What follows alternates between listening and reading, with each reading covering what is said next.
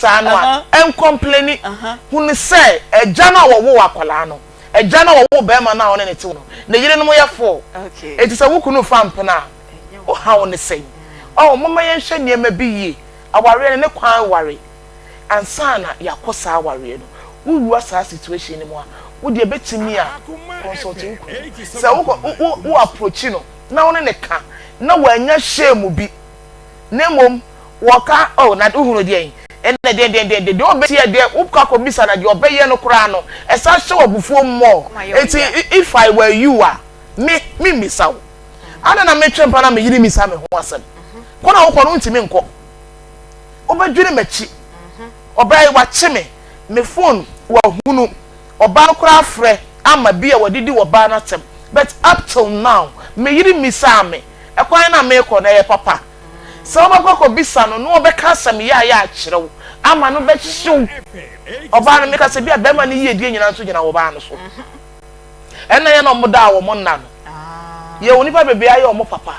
o mo de meko ena de da yase enti se wa ye okunu papa wa boa wo kuro ma wo kunu aye nipa no se ne wo se wonim wo no wo fa oba afoforo ene na tena wo betimi a approach no ene ne nka be man wo betimi a approach no dada nti ade a wo yi nti ye ka bone onya mehwe obisa no onya hwe medwane na nya ode enye ne sa de ne enye ne sa oni asem bia ka man de enko top pressure enko do madu jane mane jane no na no sa sa kire wo sa no sa ne da enamu uni no uni den uni no utimi me ono ka say no o so sa ne da because I was said o mama na she condom unless sa otia ware na se die o mama na she condom o she condom ene e wa choice ish that's our real ni nyina anya densi baby anwe no baby ede it is a wo di de no na wa hunu de ni yie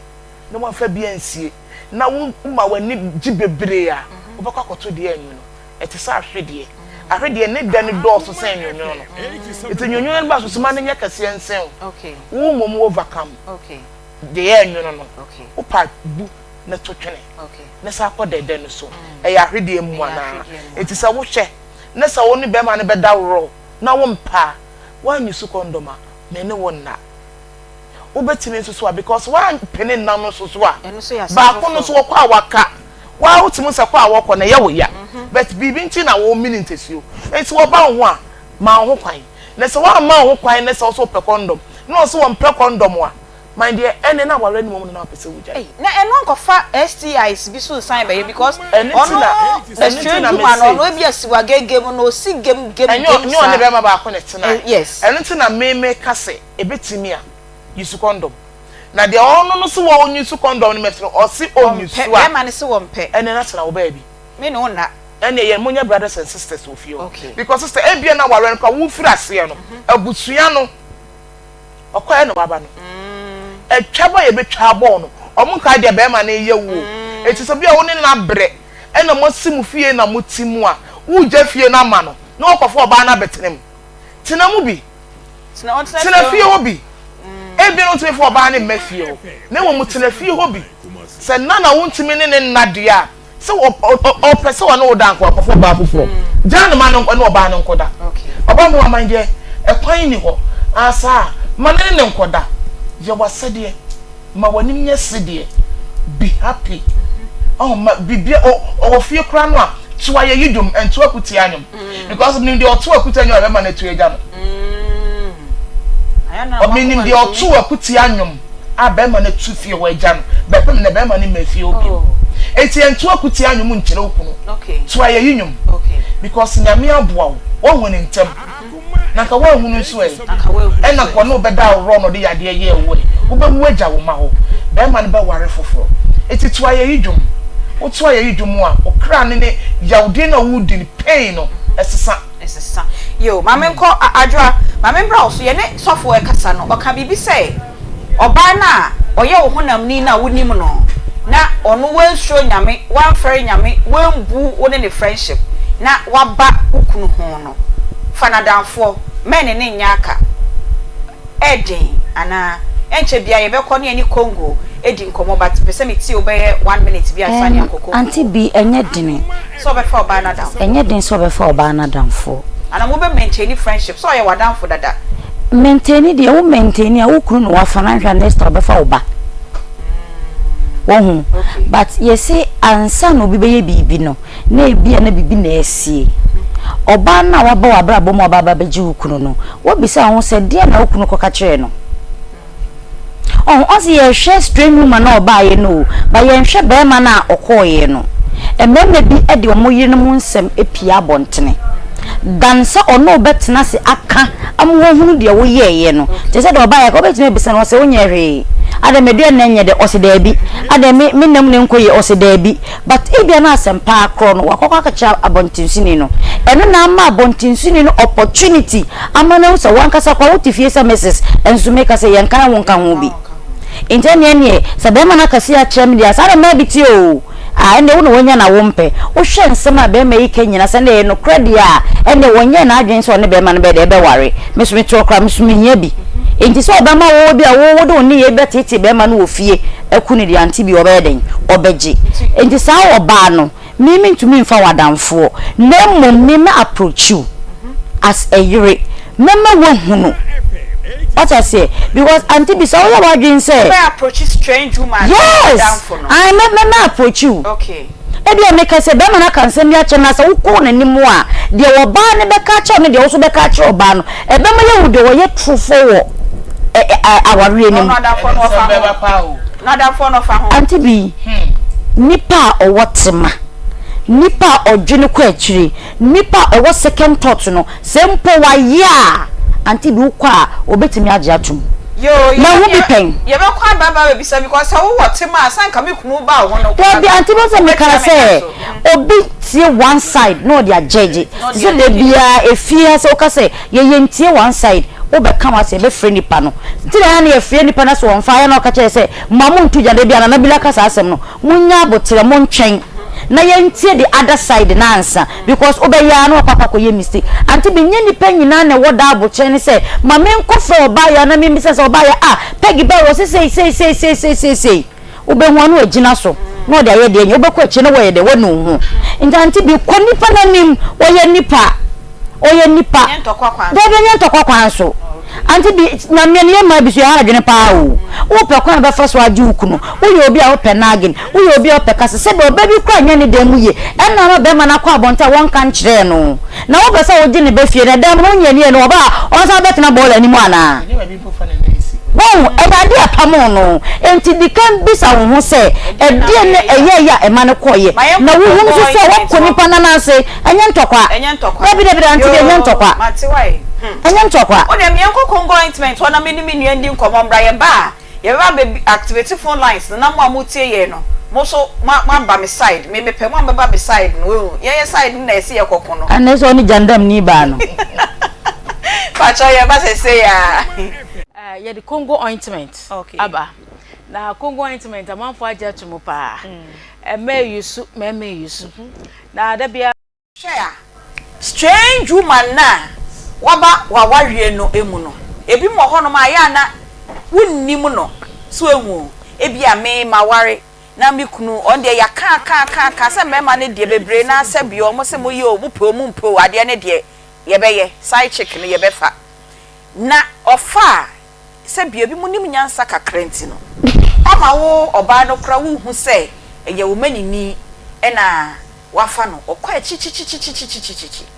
na emom de omokoko fa de wo nim no se me ne ewra wa adwuma he na ewra ni mi kunu na ewra se twen Aunty Bea kunu na mesomepe beifo na wo fa wie ye na me mehu se se mi kunu ni Aunty Bea na e twempna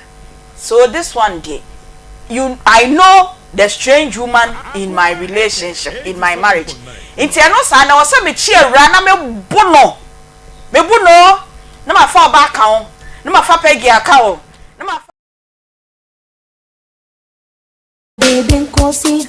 ayaka bre baby nkosi on hambre baby nkosi disakuma edansium na yet me diatina okay disakuma edansium na yet me diatina akuma eje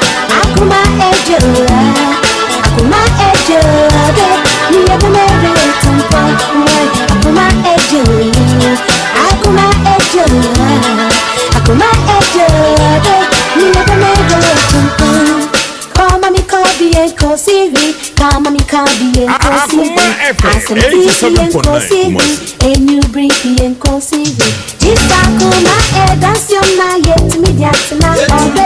Jisakuma that's your na yet mediatina obe. Akuma ejo, Akuma ejo, Akuma ejo. Me eba me be tumpo, Akuma ejo, Akuma ejo, Akuma ejo. Ene ye Friday, easy Friday. Odru ifida na mbone nyina asor because yeba ye nyama yeba kansam na yesuade pocho good afternoon baby me wo bia ye ma good afternoon good morning good evening baby me wo bia oye Akoma 87.9 and the fide ye messy say echimwe fini to baby a ayo ho papa ayo ho na say ye say man no mundi muhuni say muni muhuni so for say so say yankanti ebeka muni muhuni o e ma no enra meme frey nyina say e ma ni bebre na ebinom wo muhuni ye be pie ni aka ye nim hyepe te say de ma ye manim hyepe ya metie wo be ko ni nedwaye ho no enye sa brede ne man ju so gu mu kra da ho we paint na nim ene wo die pie emema no nsuru bi radna na nyankopon boxer shorts no o sha ne juada ekopim juada wonyi ngu ho kra e na ne yere kra wa fasi ne hu tutu you can't ehwa na wetimi ehwa e na mudi kumo yerenom mudi kumo partners no mudi kumo mukunu no na mudi kumo partners no se na yesua ade o na yesua ade no obi ase aya na ema ni suban no ema ni niom hu ni ebinom enti eno ho nkomo na ne yesi ene ye de betoa so preko se February de eyodon sam nko a enti no ye de toa so ye bisa de enti na binom niom hu ni sa na so ukunu ndi ne hu ni eno tifa na chi na ukunu ndi ne hu ni a eno enti no ye ne bone oyiri ndi hu ni a ka kire ne so wa be ma no so oba ne de to wo na enya utimi fa free ho na de ade a na mo blame mba mo pem ade aya mo se ma na enti enenso enkomo ewo ho midin e de beaches biogabra meni menuanom ene ye papa sofo ba ko a first day a meni ni shia na meni je no ho a na msese de mahwia matiahwu domo ene ye no bebo nkomo ye no ono so atiahwu dom Reverend Larry Kane or your ICG sofo na mimi hu asofo na o me guys sana na mani age o munye spirit to sana aya na mpepa na de awiase koi muta ye spirit to na ye beda mo akọ ntimi hu asofo na mo ye guys sana o mu kanyame asem na so mo de fa na modern world ni mo ni na ye hu se na ekọ na me pomasem pa me pomasem ntene Reverend so last week any share no o kan pempen wasini pempen enenso obeka ne pempen wasini pempen era wa ha pegi wa ha obaya enso ewa ye nyina ne ye kan bom na yesua de na asa na no good afternoon sister good afternoon Aunty Bea yesu adom na so yesu adom nso ho ye papa adwa Aunty Bea ho ye my fine more than ye mo di dio nyame eye if ya wa ma ha wa yo ho easy Friday no mo dia mo sha sentem happy wadaroma my ade wadaroma oh said the Aunty Bea wasi ama me ho kire me no ho mami me de me nyandi me de na me sha wate on sha ye nyina ewrade ye to so ewra so de ne obegina akọ obetua police aba adwawia no osane me ko na me se me order from above wa fa so ji you aba kan bia no you won chop we na ye tete we di aba we na kan pa fa mo ko 20 cities de na se ngam obedi dia na watua tete na ye fe utimi ntwe ni nyina akra make effort and pay kakra mama akra sa sha wate irade ne yebo afo irade sha ye nyina ye to so ane ya sorry irade ne yebo afo mirror esa besa to ba kwa betreo ye judi ye beba mpa oh se nyame ye madum na se bi ba ebeba foforo bese ye judi dodo irade ne yebo afo omo se next week abeti sa na mo pika ende me mpe o ado di ye ode ya no be bi in fact nyese me mpe mi sa no me papa eduane ana se bia that time ye call holidays for your crew Nti say yen school time ye school la na ma ono abefa ye edi kan aba Elmina na ye ko vacation Elmina nti Christmas bi ohabo se na mama de ye ko ne akodi Akoma no wo ho nti ye bebie school la me ni me bra panyin George na ye bie school tem ye ko Ken University Primary ti ye beba no dada befa ye edi kan de ye ba na ye gya nkra no ne mama e wo ho na papa aduane a wo pepa no abeteni nkruma kwan enti oye ma ye di ya ma afno me yes na papa ye nkwan ta ho pa uncle spill ewurade na nyanko obon kwan wundu ma me die o papa die obon kwan ni meduane ye ai we say mama birthday ni so se obeye nkwan nkwan ni e bebe fio ye beba o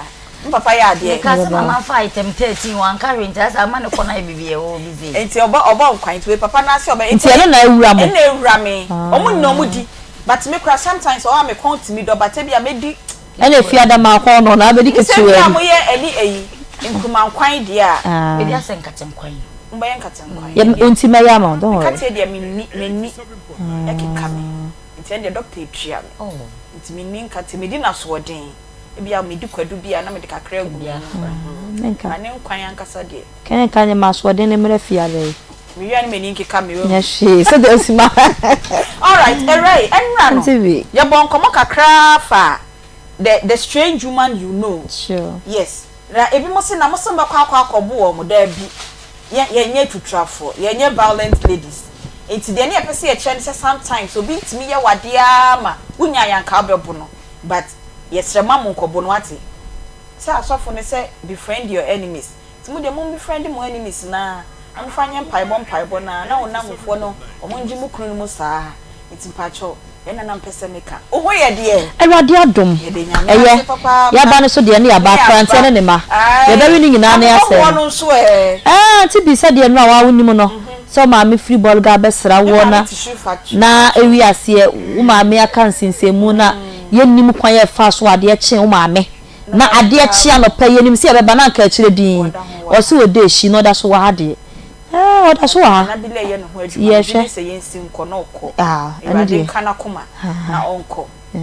na mani hu so no ankwai ohu me san unti obi afa ka free ball ga obedu afa boat wa fa to boat abesi wo de ne ma so boat driver abewura insider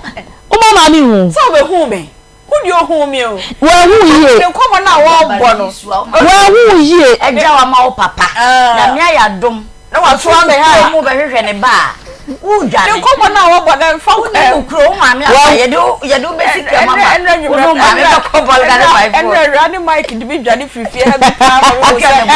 expect from some people secret ko ukro mo secret agent you there o ni be ko anope so mic hu mi ano se mami oti ho ti fancha na me ma mi out for go mi chia wate enye hwe de beja akwan ma wakonya mi nti ye beja akwan ma bia na wako yo enra ye bo nkomo no colors ni bebre na afre ho se ma na ho ni die ni bi nye emema na ho ni die no enye nti entufo nti ene ye topic na na kasa ye pese ye discuss no kra na o se ye de chef fridge ni asi sa ho ni die ni nkoyie die e wo se ne ye ba ni ebesua die bisa se na nka anye hwe ni ye nka anka obi hu endi ne hu ni e no so e pamo be ma free pamo be free sister Aunty Bea medase ahonidie pamo be ma ahonidie pamo oba yakoye nipa idie na wo se ye me ahosiesie ene ahonidie ho nseme hiaye ba asem ni nie se waware oba ene ne tedam se okunu ne woyere na ebia bibi nkoyie e wo oba no ho be ma wan kan kire na wugina so se wo twempena wa abonten na be wi ase na wa firi mu na wo kwa na je se wa kasa wo wa adwin mu wa bo wa adwin po wo tiri mu po bi dada se sa because ade ne nya obi won ma se bi sent won ho a ohu onte enti me ya na bibisa se mitimi twebo obi ma twa amatu mu die ne ba bia obi won ma ye so omu hu enu mu sent onim se na num bon onim se na amatu mu bon onim se na ba bi bon ana ne fie ye mfa ntwum ye so nko aha enti se ba Allah me da so enti se ba ne sa na se wan kan kire na ohu because mama me twemu obi hu a masa dane machi ai dai ahye ne pesa anada ko no wondwale yana na ondwale kura den 1 cent no won ho ana okay but I learned say o monte say wo mo so te na mbo ba ni guso ana ina say na say wa bodam eno nye ba bi ni wa bodam wa dwenye te sa ho yes na uchi wani a na wa dwenye ma me fa wentwam lady bi we dey am be hu ni pakuro le bi dey e chire aha oma chire no ye nam group wo ba bi na me kapom be hu oma ka chire ni say ma me wa matuo mo hye ye ba na abegina ho a otu fa ya so dodo obi kura ba ko we mu a chire na duro oyi tu aso 1 2 ye hye abem na say brase menya ne ne wo omo na ne wo aha brase Aunty Bea fe de wasat ya da na business na adosi aya na wa bre na say wa dwenye wo wa moto mu hyehye utwa mo ho ye hia na ba no ma na wo nyina asai na ya twetwe ya wo pa nipa mu nso wa ware pa mu nipa mu nso saafo no omo kasa so na mo bemben ho na o 2 cent gu wani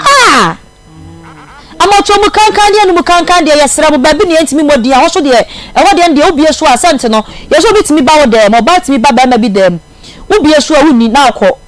achi ba bia hwe ti so obie wu mpoma nyina ekope eyi omo mu kunu ba no on ti because yes we want enu na minima de kronti a want we bene na twa ye dey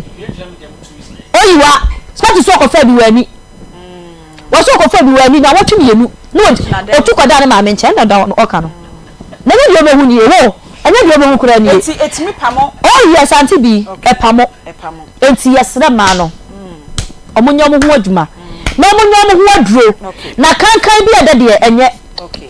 oya amosia na nsu ofin bi adumja hey okuru be twane ajawo because na side checks ne strange women na omoba no wo mu je omo ho aduro de wode pepre de wode hwentia de wode akekaduro de wode jenne de wode garlic nti Aunty Bea se wanyo eho eyeduane yes tini when mo this spice say gu ho say enya sam ketwa yes tim so we still know there no e che na ntwe ma na akokọ na ma de asi ja so ye enya yale pepre enya yale o pepre ma yale eya duro yes and enyumre sweet maybe is better church na ha ye kwa kase say food and drugs authority ba beboye oh na eno de say ye de fraduane di enyina Aunty Bea mesrew say we oba no wasenya ukunu bekọ eja o ye oba wonu buan ukunu bekọ eja o ye oba mocho mu buan ukunu bekọ eja obitimi boniti na 6 months won kwa na abo hia dono won kwa ana abo hia dono na de kakra na men kwa adwa ho ne enhye nkomoda na ma ni bi so turu mu bon pap and na Friday night mama bi turu mu bon dabi turu mu me papa ne say be man na kasa ne be man na ne ba say turu mu men kan ne de baby o jana dabi o ka to be say ne Tuesday o ka to na be say e be say ne botox anus na kasa e bi turu mu bon na anus tu ye de baby o jana na mama me dia sam ani bresa mo sere obi tie che baka say asa yenye serious but ani bresa na me ka no ebi dia ye na call snack kan you see so dia mama ya amodi ma not aflim bom skinny ade no yeso to da ebi ya ma ya kata straight 1 month and as papa enti eye right na maten nka no ate me da se chiro be sia bana so dia hit no mama enti tumu bo am yanka enti omo ndi omo huni boy dear boy me ana be yo sa ate adwa Aunty Bea when jai sure na metwa so me pa chaw enra nko ye college no omo si ye ntufu honam kankan ahonidie ye no na epam wo mo a e mo kwa bontie ntie ne ye se ye topic ni ye discussion ni nyina ye de ato holder yakofa mpanyimfo be kire ye ahonidie so that the woman will be kept yankofa strange woman bia na mema no so e man mfafa o machi era kane de na mama ne pause wadaro makakakra Aunty Bea me da se ye hwe ade bi on se ade enya bia ntimi ya create bia ye de sa niam ni nyina kogu ho no so se ye obola aye de bola niam like waste waste ekogu so enti aso se nipa o ma wo ho ye sa enene wo se etim kukuru ne do ko sa bia ye why you waste okay what I say ye ka se self discipline na obi ye se the way a usi carry ho the way usi kasa the way usi dress the be Aunty Bea self discipline e body na nkasa what I say sometimes yenya bre emma ye body no enene ade bebra mani meme nyina yenim Aunty Bea me what experience no me say mehia obi na mekoyo ha game no de bia meka atade no me beto twene but still na me feel say ade ne da so wo me honam na nipa ko no ho bon na ne ho bon mint me nkasa na ne ho yinka yes okay na enye kra okay but me do your ha game say rade me ye de me pie freedom hanom but na just mere friendship ye di nkomo a me pie no ho me si me do ye me yi atade no to twene but me wo ho na eyem te say de ade ne da so aha ejina me hwene mu na me hunu kwan so amemfa so a obeka twe no okay because say na ewu school musu na lady be the same thing otena we nchen ya ade becho ba ne atam ne dex ne ato atwene enya asem kiti Aunty Bea ahoni die mesre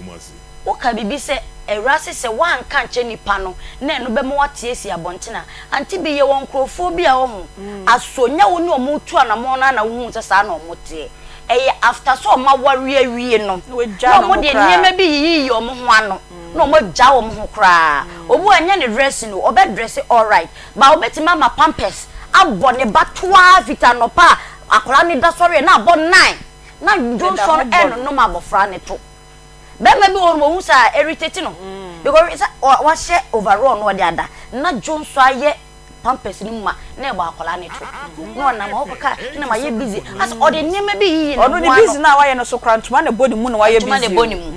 enya no ni efi o obi ho no ma obetimi aso sa net black bi na ye de she eti anwene no ebetimi a she ni tifita no pa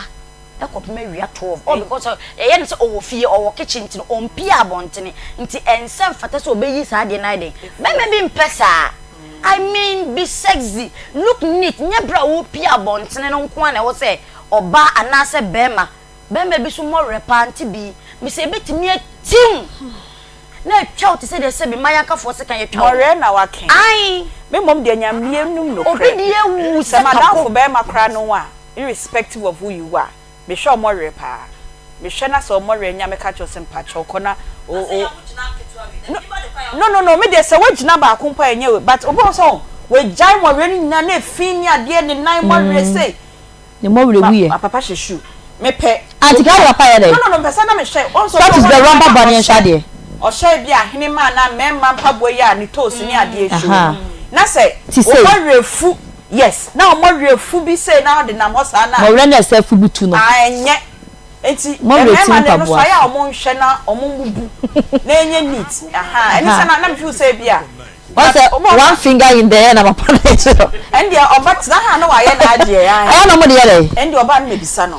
we na ne mo re na fu say we na efin hihye ni ade me wo ye madamfo bema na me no woda rapport no nko ana me ka cho say no ja mo re ma mo re say go and trim your finger na ye complain say man ndi omo hu ni no be me bitimi hwe rasta wona motuom eye very bad eno de bia na oba na one ne tene pe bia na oba me makọ bi so me na koyi da o ebia o se o muka se man no ye ne mo mutisi abonte but rasta no so no mutwa wo ma motuom mi bi sa de ba ko me pekọ ye nwi me da se why ene ati go na ye nwie mo ba se aba da bi ki ya kan ya ene se de papa si aba no papa wo pe awoni de dia yes mo ba se aba because it's na oba ne be menyina obi awo ene ye fiada o ye di ehun ya wepa sebi ohini na nimu kura ne ye kwa ye bo emu ase ye de anigye ene ko honom enti se wo ba na se wo se wo muna na nimu a anti bu benya ne bia saa o me da se papa se wo tutu ne ma ye na so ba honom a wani gye mi so mani gye wata se ene ne kwa ne akọ kama me da se ase ko ba se ba ku tia ne hwene no wa ye de a anti be respect ni Aunty Bea mpacho boxer no pagi mesro o de boxer ne kwa mpacho ani di mesro ye pa mo cho boxer shorts na ya munsi wate wo de se wo be sha wunsi de ne e fa adon ko sa adoma sa na mo pa ye hu se wo nhye bi because sabot obi boxer shorts pa Aunty Bea na o ma de no asa tete ho ani wani wu what I say o ma so o to bon wa yi so ase da bi anya me da se what me say me se ne ewra ne pagi omuja na o se me na me di nsuo nwuru gugu so a medum ja no aha eye nwumra de no mutu ja ne saa no matu ja ne saa ene ahonedie ho nsem na ene yetwa yenkomo no so ye Reverend Larry Kane ewa hanom oye ICGC sofo maka chem se sofo me pena sem papa because oye sofo a asam no sɛ ne sitie no ɔka ne saa pepepe ɔfa nyɛ sɛbio nyamesɛm twintwan bia saa da bi ɛna oba ya brefo enso ewa ha omo ena ye ne omo ebo enkomo enne fiada eye easy Friday edition of Akoma mu ensem na ansa na ombejo makonwa na yatwa ye nkomo no so na apomode mbre nyame ya adoma wukwada nso wo besan ehia oduefo abna adepa na yakasa ede afa sania ye treat yaso no wehu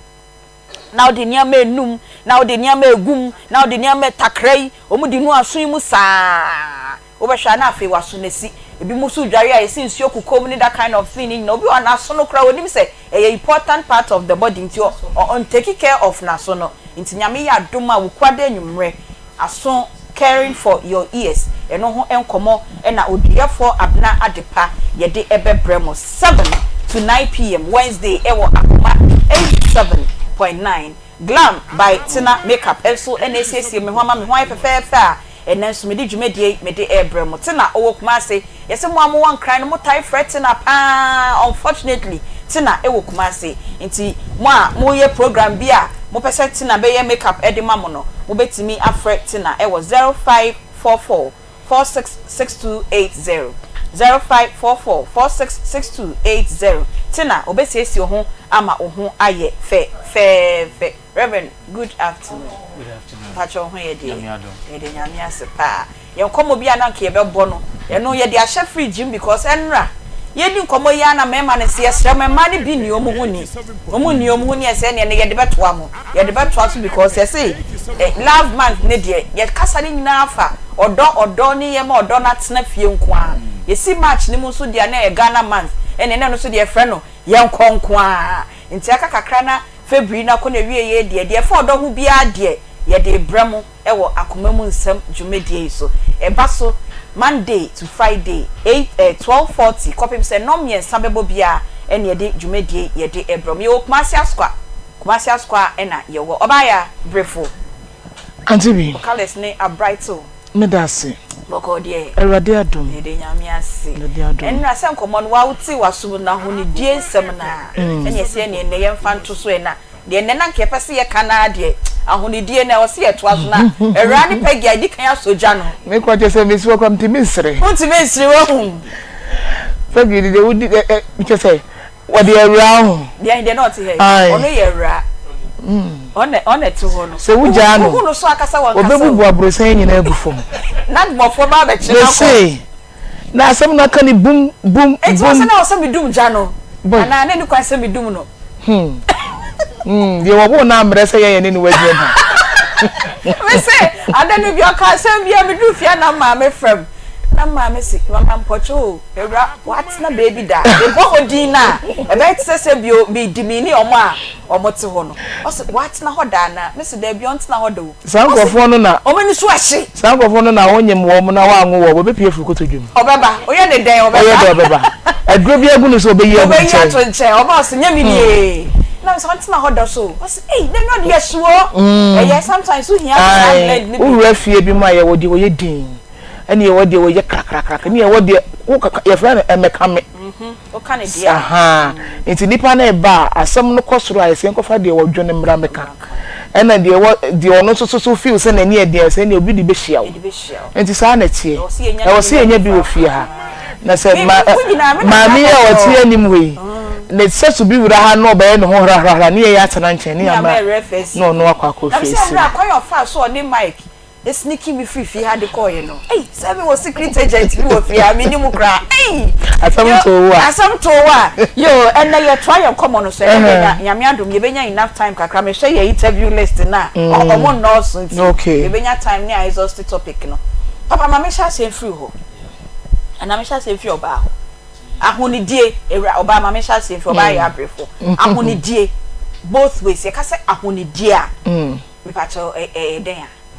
ye kasa ahonidie hwere Aunty Bea medase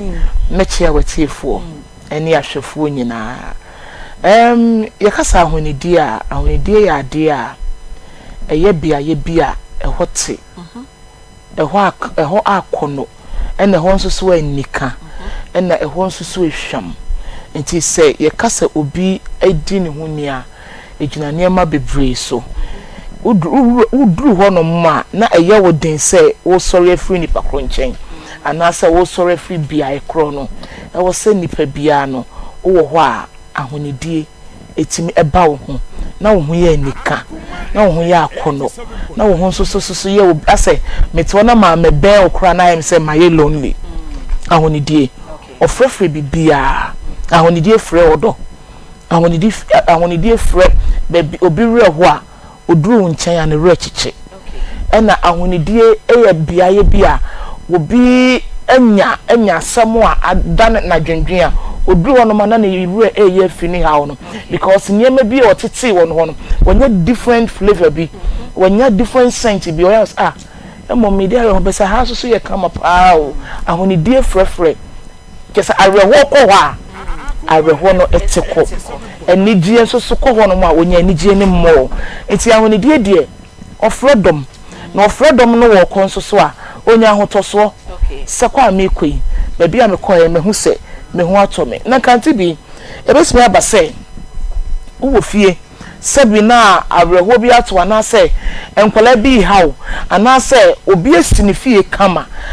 owo bi bia wo na so no otimi fie no akoda guest house enka guest house no enya ade a bi se wasenka ne ho no kura fesin guest house na fesin ni fie but wo group ho no mo a the way see a lay bed no the way see a mobi from ho owura that house the way a ho see anything no na wanya hotoso bi na watimi ada ama ne ho ato no enso nipa kro ofie wo enti ahonidie ya ade a oben no a wanije ahom kan so ba wa brabo sisi wase be ya bisa okay e ma me di sisi enti na say hospital ye neat na ambience ni very warm and good wura ho na we yare no unye hu doctor but hospital send your set up no crasity ne keke no e ma wo patient na wakọ ho no e ma wo ai akoto kakra asakra na wakọ papa ma membra ho na membisa wo so se e ka ahonidi a kakra wo so ode beto de oba bia kan so medase mako yeso food de we ko bible mu kakra okay na me de na na edi kan no omo bi eja kama na de ete ne se no kra de ye to sebi o kan no kra no wa kan no kra na obi ni age se wa kan no kra na o call Deuteronomy 24 verse 1 Deuteronomy 24 verse 1 Patron bi mai na o say o say me translation if you bro for potri o say if a man marries a woman who become displeasing to him because he find indecent something indecent other bible say unclean other words say filthy about her me the aka to because so for the asem na aka the aka say and he write her a certificate of divorce give it to her and send her out of your house Bible Deuteronomy 24 verse 1 Deuteronomy 24 me patron bi na mo fanto so na obi ankasa papa ti ha na all can be the word is unclean indecent ena bebre wo nipa ho a nipa nkasa ye ho bon ade ebun wo wi ase pa ye nipa okay so what I say na nyame boy no onya bebre ho no ma de kan body mu a yenwa but ya fan kire from the beginning e man e go ka amotum ni nka ho ba oni ma de ebun oba ho a ye ntan hye no so toma ne de oba ya ne ye beko ho ye mfindware into free chrome ba na yo ba na toma bo wase ji sweat awoma na ewo mu sweat akano na wasa de akoyeden akodware wo so a wenyi na esa na o sa de ada percentage ni mu no na na no odin Akoma efe na ye fe bi tonsils e wo o minimum ebi wo no ma enfia no ye deeper epie e bon si bibia won se oba ni hwe bi so what I say quotation e dia to no itiema wenum e bon so what I say inti ade aye indecent no na ya hwe ba ya ye nhwe because of fragrance okay onim say obabu wo no ma me hwehwe ne baako obabu wo no ma ni trinwi mu bon onu enim say ni trinwi ye den e bon patemfa no ho inye say oni score di be you but opese wo be ma na on ne tin o ma ne sika ko ye de be ma no se bia wa na adwen so no o ma sika ko yi uti nti se wa ye de o fa ho adwen ena mba ni bi so on ma panties no mo hye no o fra djuma ba ni wayi no wa hange na mu adry ade chi a wa san hye oh sofo oh say me kan be ma de metu odi o me kan ba de o si oba ni be yi ne pants no wa hange mu ni ma de e koso wi ase oh na de pamba pants de afu age say dia but no ya ntumi nto eni oba akron de oh say emma ni won ma panties ni won ma emu atete net near net no cotton one to but ogusu share because oto na boarding ntumi si aya na itokro gbo ma ya dada ne share de from what we no ba ya dream so from my day from film ye ka dia emu atete no na de o ya hange ne de oba e wo hosa oba ma bisa why o de e wo hosa ene mi so on ma o se se amba ne slacks oba eno no we ya hange na emu awo adechi awa eden abon repeat hit egusu ginem yeah ena bra no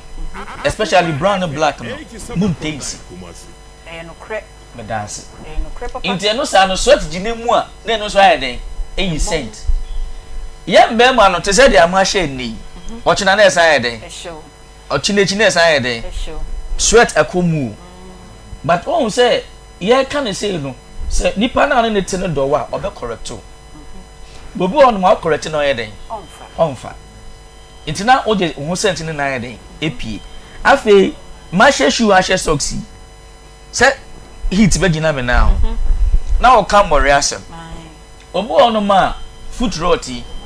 obaby kwa ho ma ne nan no ohun se scent eginim de bia me ka se bebi a ukun anase oyire emfa na no enko no ye dware wo ye dwitwi ho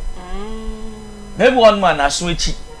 obaby so won ma saa obaby bi won ne nan obi won mo odu fe no yi ni shoe a je se ye kopie ye yin na ko gina abonten emu scent no socks na emu bon socks no kwa ye nsi wa hye na bosumi nsia ye nsi da so inti ne yakeka we nyina bom no be wo se everyday a opie bia no ho scent nko perfume so gina atare mu cha e ma scent na obi won no mu a ne dware anopa enumre ondware ono so yitwi ne se no je ada na de ache inti no oya single no that has been in life obi en control no se jai dia wo ye no inti wa ye used to oje wa ba se oba anase be ma mo aware inti wa ye used to no ne maami anase obi control na na mama ja adi ma yesa ne maami ntumi en control wa aware na be control no emfa inti bo se akwakoye ade ne akwakoye ne lifestyle inti bible say displeasing to him displeasing to her say he finds something indecent you have a casual in the tumbo bon ade so okwa enka an normal circumstance no paper ho na wash ba wo krum into free krum ba fie no dey na say oye ko washroom ba je sa efina kwa koye aduane na ade ba kokura eye ya ne say won say obi sura no pa enka usura no pa first awon fufuru sa na waso bibi because what they no need baby a on sacrifice e ko hwehwe obi kwa wada pin wada na nsa hye ni baby oba nso sa ade bechi no wa hwea won sa won say den science wo ho na oja kwa koso aduane mu ye breakfast o je na me ka tongue to say obi onu mo obo wa na on cover na no James ni yare free ni mu ba no edos but when na akwakwa normal enka yen kata ya no na wa keep you James wo mu so what you see inti no se bibi e indecent ade na yen ka ho asem e wo say e ka ho ese e ka ho asem bobi won man the pride in the egg o ka on peti oye Reverend Larry Kane ono ni introductory comment na wa pastor na yen ko oba ya brefo oba ya ahoni die ye de chase free enkra brem say oba time wawo papa bema e wo samo na mo kire mo ba ne say ye say ya na say ye nyini ani afa ne yeko Aunty Bea me da ase ahonidie efri emfitiase a ye de wo abofra ne to de minim ni say obatan bia wo fofora odware akora ne mpre ni gise awoba weda na no onunu na ontimi nware akora ne mpre ni na enkola ne dru emfie nsia ne emfie nson kona na awofo na jai wo mu age bia ye bia e wo center banipa ho akola so a unhu center bia wo no but the moment we do na adolescent mu no ta bre na e kono e na akola ne start so opeke nkankan ne mema nketo na mo bobo no okwa akobobo ne ba insese ne ma me behwa ama na dware no o ma me free dwom ba no wa bre wonu adware prema adwane makora ne diwi a kofi kone ko dware kone ko dware na ma me akoda agya akola na kredi ne nase fin akola a oye kwadwofo no na akwa ne nase na akwa akoda na ahya ase wati ase ne emfifure na te no na awo ewo ni nipadwam eti emfifure na ba ye na wo senka odi nsuo ehogoro emfifure no ana opesa me na ebi eto no ho no na emfifure na wo akola no eti ewo a adechi a obedware ne be no ndu ne du ba akoso ansan wakwa akudware obehu no ahya ase develop honam kankan no because adani emfifure awo enti obe develop ya enti se ne maame eni anko no ho a obenya 10 12 15 osan ho a ochate ate osan ho e abo bi o sha ho na bonu no owu ani kodware nyesa de untimi o bo papa enti ye different fiti ase enti awofo a mo tie no se wa ma oba wani anko wo ma ho na wo ye no so o wanyini na meka kwa wan fi mi o na meka no wan fi mi o kankan no ebedru ba bia untimi control because omudru 15 ba 17 na anu ye din eno na wakodware ofredwaye ban kra no sign ho anye wakodware no ofredwaye ban still na honam kanka because onye obi odware twice a day efifri ate no odi akotwa anwumre nonum no wadware na sa no pa ne anwumre no wadware abom so what you say enti fifre na wo ho na ewura ni padwam san na be ye bepie na ada ne honam kankan ya ade a sisa e ba wo ho a una woska una woni made una woni adwumaje odu ba bia ye nchew because ye ntimi nipa ne bell me wo lady bi wo ho obra me ne mama meton oye friendly na oba so so a on my distance obi na no ya dey obuka eyi and obaya me see and obaya obey me to so be the husband and na wife edin komo ya na mentimi enu ne de na eya numu mentimi nkan kire no owo kunu wo ma enti ana I wonder say enti ni kunu nim ni kunu mo na amane ana ena mentimi so nka se wonu mo bom ana ye wonum ya we ya na amma me nchen biem na no so aya asam foforo enti honam kankan no ekwa ko wura num medofo I was say anytime bia wo be kofi se wo dware no moment ensio be kan ho anopa no wo pesti anumre pesti yiyinyane na hyehyɛ wo sinimo no enama wo do a wo wiye no yiyini nyina na awura wo teche maso yi wo wiye a you mouthwash me more mouthwash bi edin you mouthwash na fe gina wonum be some minutes na ma wonum nti saa niema ne ba wo ho a wo ye use a ba bia wo timi ko because one time you will sim and one time dware anwumra kaka yo kaka betutu osinyina because enyane aha enom na hye osim no adane mmoa eno ne kodane kaka aboa no na afre wo odwiri wo dodo mo no enam no eti se wan nware anyi wo simu fiam apesia ne nyina no emmoa wo ena de ba ko ho hia me ema no momo odu no menya wadwene se wo wura dwaye a wo de 1 minute no apie omumu obi se omuwo honam no okay omuwo honam no efi part mi dware bi mo enye fia na se na asen futuro nipadua na nkasa no adore fin hwe omo ko share dwaya the obetu no bu no obedware no be use sapo no na watwitwitwitwi ne honam yie no se wo dware wi a na wo pepa wo na wo yese de wo sra wo wi a pagya wo mu wo fura se wo no fa nsa re ho wo be hu fin e be eyi fin wa white se de wo rebo wre so no aye wo to no wo to line na da ho no de raka good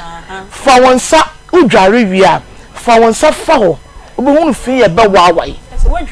wan twitwi ho yi eso wura but ka baby odne se kire no na wo mo fo nas the same omo no fo nas no eni nyina wo do nsa dwiri ho a wo be hu fin a ni padua na kasa ne ye dotie so ye dotie nso efin eti so wura battles na wan dware hu yi a one person me na kwa me modi ebemma wo ho ate a edi nyema bebre na brew eno na nyame amwo na wo body ne wo skin na nipa ne hu yi opɛ wo no wo ben wo bedo wo no onyade wo koduru fie wi a na de nsɛm aba na ede nsɛm aba medase papa oba ya brefo na motene kan enche bia ye bɛkɔ agbozo herbal clinic na yene doctor edi nkomo ye hu na che papa ne we free crying ono ankasa atoa yen wa ha enche bia yene doctor ebebo nkomo papa ma membra wo ho oka efi no ma ye bible quotation a support say se beba hu efi ewo oba one neti ho a no of filing for divorce a yen grant and amena menti asiesa o say on pamo ni free ni fi on pamo no divorce letter and she is no pamo ni free efi ninti eish eye hu pa o but do say ye bu ye so inti no say na o say ma me kasa no o ka peja o yifu na afi o say me wo no mo kon etwitwa o twitwi ho okay inti ho no say e bia mu di agro mpemu na be ma no ko fi no kon ho a bo na fi kwa wo etare ho inti no say na ye ka fi asemi e very important ni na mama ka asemi e fi collaborate no inti no say nipa ne ye used to sa character no je nyini na one dey kwese no ne mama ye used to ne papa ye used to or nuanu mama ye used to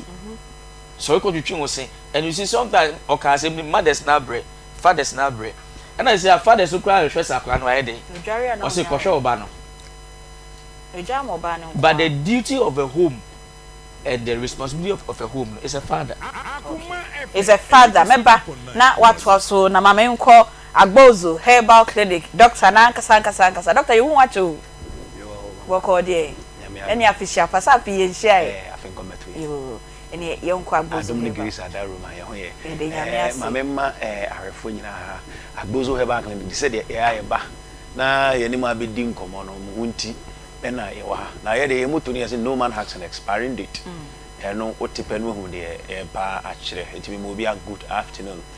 ma any me nyina agbozo herbal clinic ye both male and females yare nyina yesa na ebia na wo hwe wo screen so na se TV so a obo say yare afudu bi guho no ma ye de guho no ma yesa na mbom ni ye menda we na ye ne ye for a member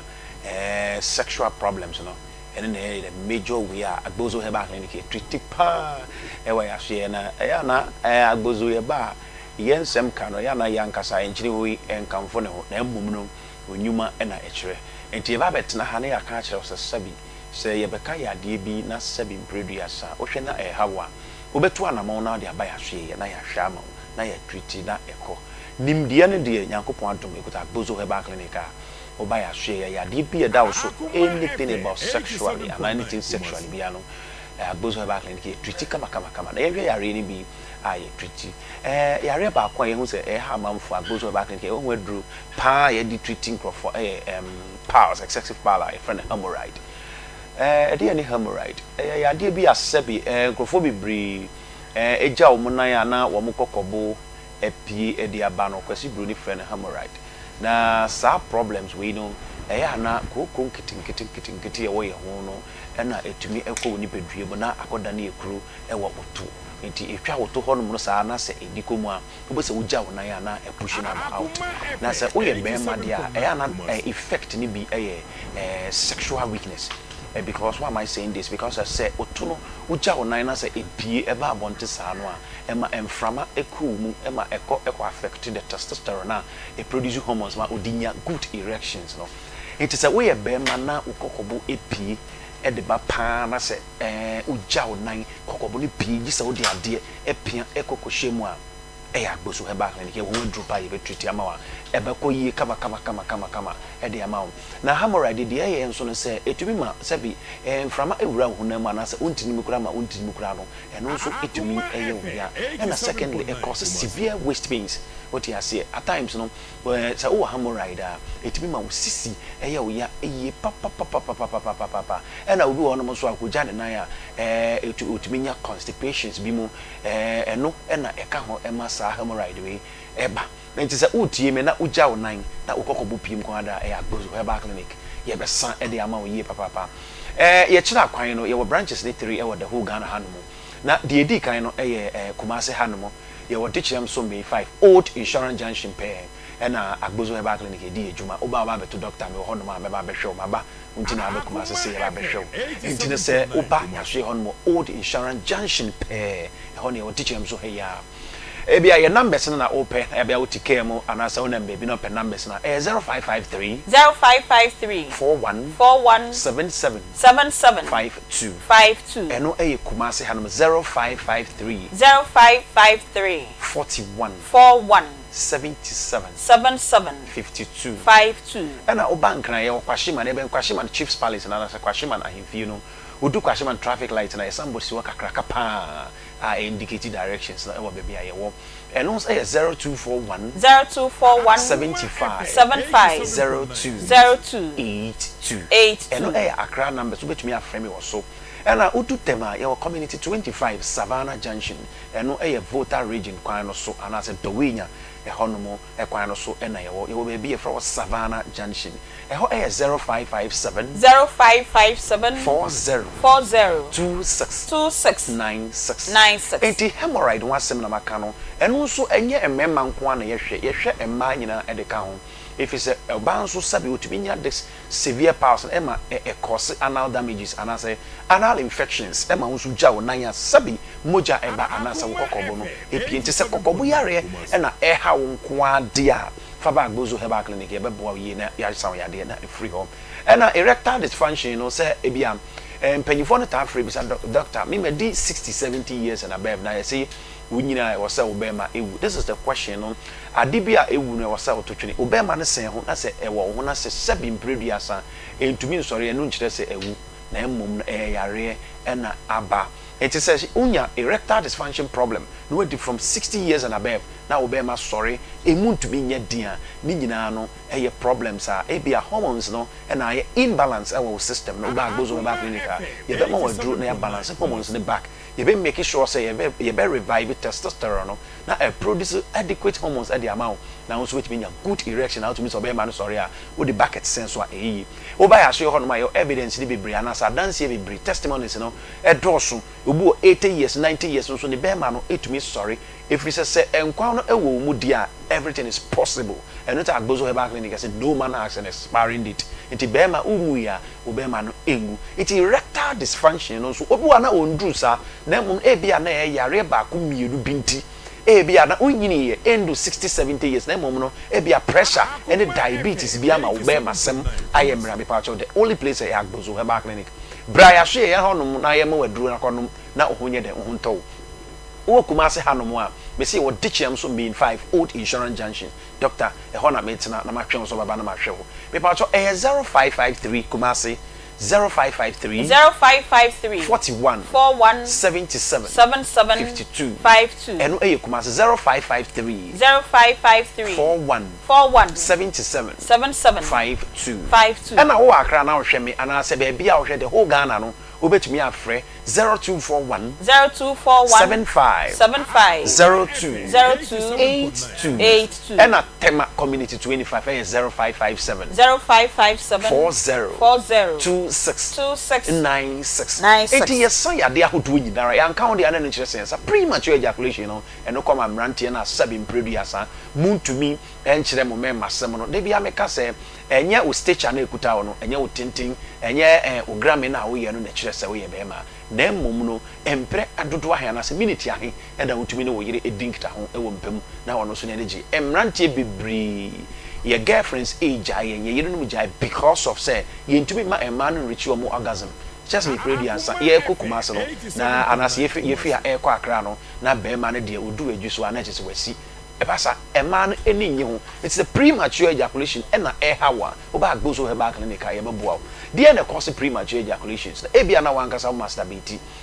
seven previous of wow, and of course, and gonorrhea syphilis and support infections I would want, and also a course premature ejaculations ye papa. Pause it may cause severe wastage so and so it may cause and a dry side effect and also to be cause premature ejaculation ye. It's a premature hour. Dr. Gozo said, bra na omo ye na omo wedru na kodum na ohonye den ohonto ye papa. Prostate enlargement no and also yes sir. Jonso we e wasa onipa bia jonso na emom no ojonso ma ne bro so a yare and as one jonso so na nu de wo so jonso so eno so eye how what the infie from 30 years and above kwa ya na metai etum for say anka wo ta check wo prostate from time to time one ebasa ebeboa yi papa research ama ye hunu say me say 99% of any man who at risk say ubenya and say ubenya prostate enlargement no 99%. Enti be me bia no prostate eda sabi ubemme mo ene control junso no edi ema na side baby cramp no say o prostate kan nya problems krampa other side no so it may cause sexual problems ye papa enti prostate dey na be mo hu say wanya bi ebia wokọ junso a utimi di minute baako and as a minute enum adwunso wi and also your prostate enlargement na yesa wokọ gina ho say junso no ba no just say wo chim che ansa na junso na junso na be ba no so kakra bi gu ho no ma na yesa bia kem kakra na wo so akọ junso eno so e ka ho bi papa yi and as a junso no de unso na say bia wan ka ho so a na junso no bi wa na epese eba san so as a prostate enlarge a e cause ade bia ye friend say bladder infections say infections called bladder no mu a eno so rutimi ma unya frequent urinating and also e cause problems ye papa and a prostate yi krampo no to be ma no ebu a ne oba no gu so yi bibi na ye say junso pese de ukọ junso e na de na jo en sori bi ni nyina ye problems a agbozo heba clinic say fabra na ye nsan yade gonorrhea amansan bi aba be gu be ma no ekọ na aba ni nyina no ye be hwe ohwe mo aba na ntohwe no bibia be dim ama ye den infections to be as ade no ni nyina ba agbozo heba clinic be boa emma no so ahosiesie no so hunya yen enti agbozo heba clinic ye se bra na yemma wedru na ko yusu infections ahodo sabi enka ewo oba ho sabi mpreduasa mema ne ba ne yedwane enu nti na ebia wadwene ye wo se ebia bibi na ye nti na wade ne ma na nso ne bia na ho fe no wo na emom no sabi yade ketewe bi nti na ama awade na ye basa bema bie ne ho no mu a bema ye hwene echiri cent kra ema tumi etority ni ama but bema bie ne ho na hwene etumi tority cent into what ade ketewe bi pe eno anu onfra okra biu oho ofe bibia ona nso ebia na eno edunya menstrual problems ni nyina agbozo eba menstrual cramps ebia na wenya menses na obi ade wa calendar nti enu nti maame na otu fi ho no bosomi so ya na hu se ne bosomi aso so ko gini pi ana papa no ko gini pi because o de bosomi so ya na dede nko a agbozo eba kan se menstrual cramps ana se menstrual pains no ni nyina agbozo eba kan ke treat ba ma wadru na anane cramps ni nyina fi ho no mo ama ho ayede ho ato me ba cho kasa dodo we epesa me entoponko enti no masem na meka no ofa na sempa utuhu anamo ebebo agbozo eba clinic oba ye tester hodo no na ya hwe problems na wo de bae no na ya ma ho ento no akwa no na ho ato enti na meka se kumase ha ye twen wo sa we ba from ene empon ye ekọ china de biara da ye share adwuma se 7 o'clock am anopa na ya pon 5 pm this time no krampo ya sa twem ko 5:30 to 6 ebu on ma fe no wa pon adwuma o frey any time up to 7 o'clock and you kra agbozo ye baba ni aba abehwe unti ene ho Kumasi ha no mo me de numbers ni tudwa na ma sorry 0553 0553 41 77 52 enu ye Kumasi 0553 41 77 52 o enkran ene ni mpotam nyinara obe frame was 0241 75 02 82 and at tema 0557 40 26 96 dem biara wo hwe me no me pa chow o males organ no eno ene ye wo be ma no eno firi hono ma ye mfra wo be ma biu enti me pa chow to wana mo infertility ni nyina ye hwe oba wo fabra agbozo ya de no doso enti yentimi ntina emre ni enti yentimi nka ne nyina ho asem na ya nka wo de ya na no nkyere se ye nsa obetumi a whatsapp yen ana obetumi a frɛ yen ni nyina no agbozo ye be joso ba nso a ye be treat kama na ya de no kwa maybe we believe in treatment and we say yes bla clinic hono na ya nka se ye diagnose ni hu problem no de hu edura ye de be ma na free hono ya de kwa amabium me da asesa wo hwɛ me na wo tie me so same time next week Yeda si papa agbozo herbal clinic o se be ma ti ase a ne be ma engu na nasam o kan ye no kasi yasam na nde ye discuss ne pepepepe o se mema de o mo hwene ni hwiehwie nti o te sense ba sa bi a o mabiem ye ba o kan na reverend esri Baba we be san sampa mema no hwene hwiehwie ade ana home sweet cereal legume mix Tom Brown ye the wheat emo na soya beans na ye de home sweet cereal legume mix enti pebi na eto eji odi si just for 30 minutes pepe na aben enchine esiche milk ko pe afabi gu mo mpe so obetimi edi ni saa enkra from 6 months ekwa akopem akokra poso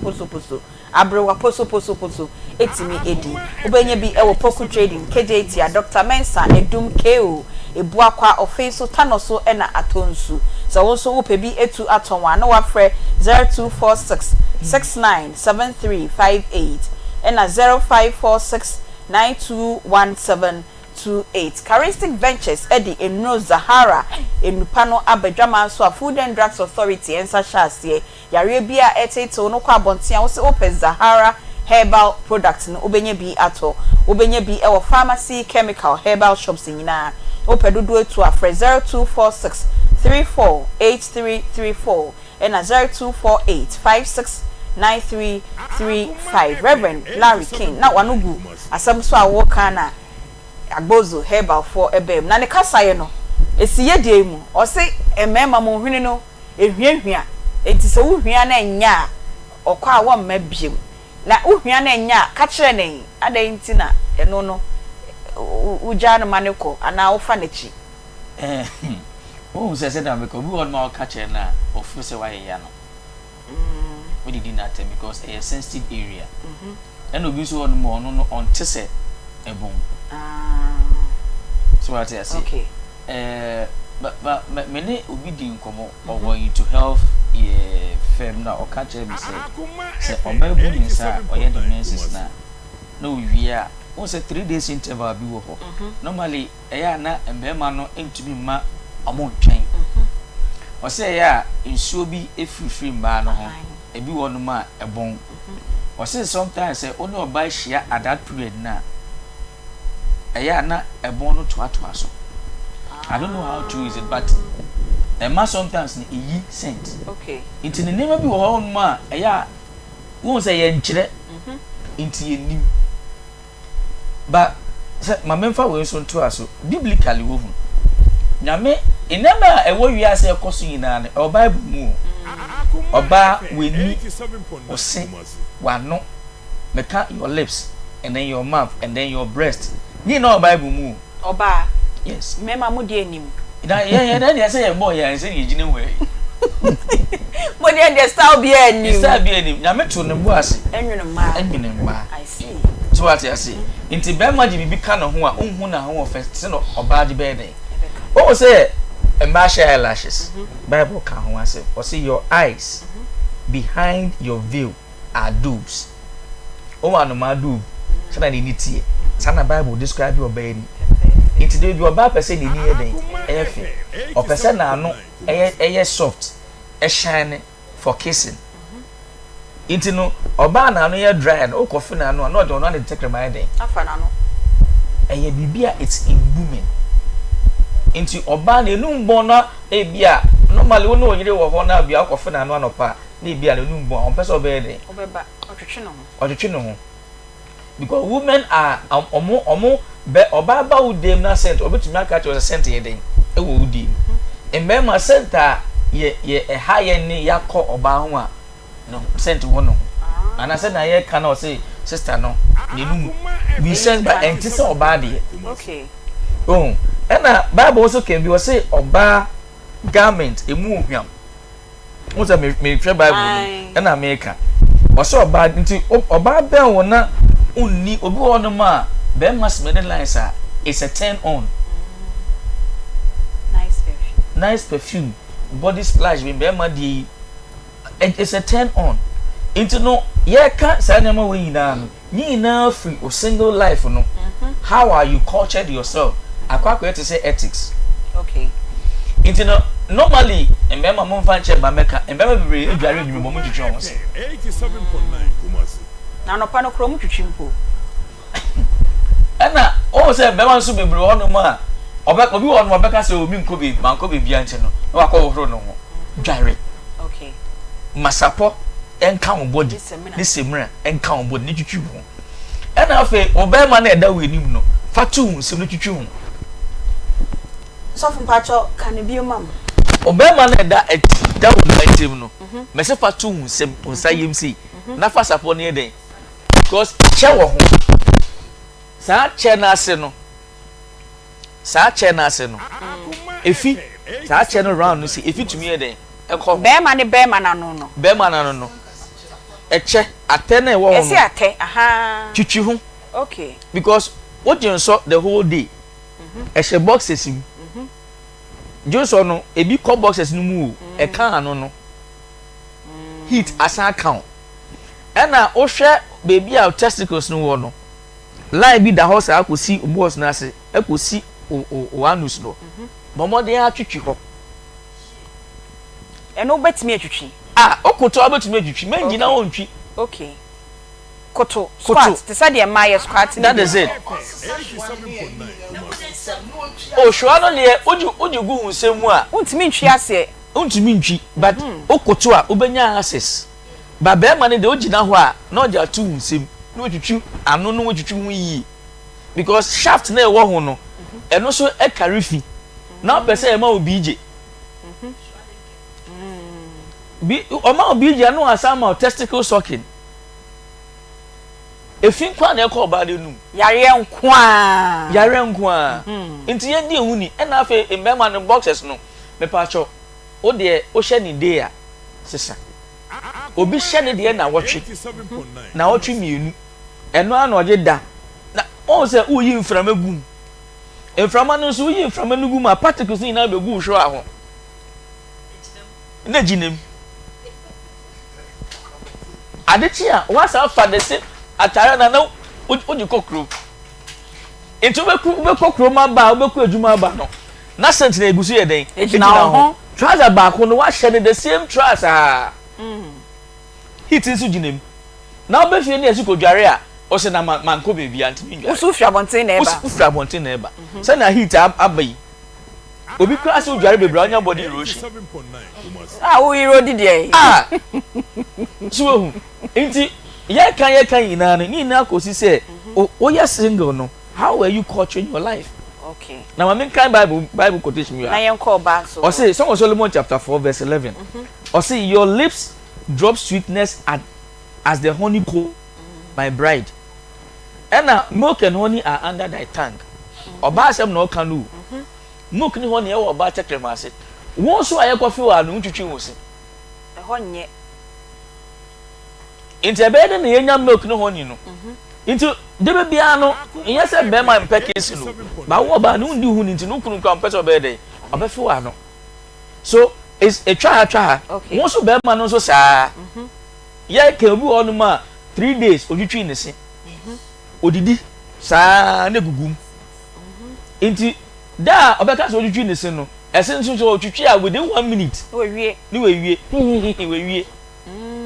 because toothpaste no enema wo mu a ema nenu me den be hwam owi a no je toffin so aye den atu de hyehyɛ ni bi na okɔ no atu nenum na okɔ na wakwa kodi eduane yes eduane wudi egina wenum spices a hodu na o je ni gala ni na ma den asa egum we di ni na bi uwie so a wa wi bi aka ho na wa hye bi aka ho na wa be fie o ba ya ombrashe onye hwe emba ni bi bre ena mbema no so bi bre etiriwi bosome 6 months ye yiye bosome se na etia na eti 6 months eguyetiri so kata na ekum we yo meba Reverend Larry Kane meba na watoa ne nkomo no so na me nko ba ya brefo ho na me ne no ensan entoa ene ahunidie nkomo na enra mo de toma ye se mo nkasa fa ahunidie ho no ene nde ye se ye kyerɛkyerɛ ye nyina ye se akoma mu nsam dwumadie die nyame nim nokra nie ye kyerade se wo ye obi a wotie ye pa na wo hwɛ ye pa de obewu se not a single day a ye be ye show ni be wi a won fa bibi embo kotodwom ya kasa kra na ye hyehyɛ program na ye de beba na ye be wi ani wo se ye tosni wo baby oba time na Reverend Esha ase akasa no Tuesday na and Wednesday na ye no hye dwumedie yase no o ma ye tips bi ye nim sa wo call ye nua ba Empress program no so san ekɔkyerɛ ye ahwenie no ma memfa emra ho kakra because ye de siesie ye ho nanso ye nim se nya ye si ye no esan ma enka eba ye ho pa obi wo ho ana onim enti hyɛ ne ho ne kakra because Reverend your boss but hyɛ ne ho ne kakra for the benefit of oma nyawo anhwɛ wo Empress McBrown show no so no na yensua ehɔ na de ne kakra ye ba ne ase aba ema no ya ho ne die fie sese ye ka body ne nko a o ye nya nwura dem kra nti ma ye ho no encheche yi kakra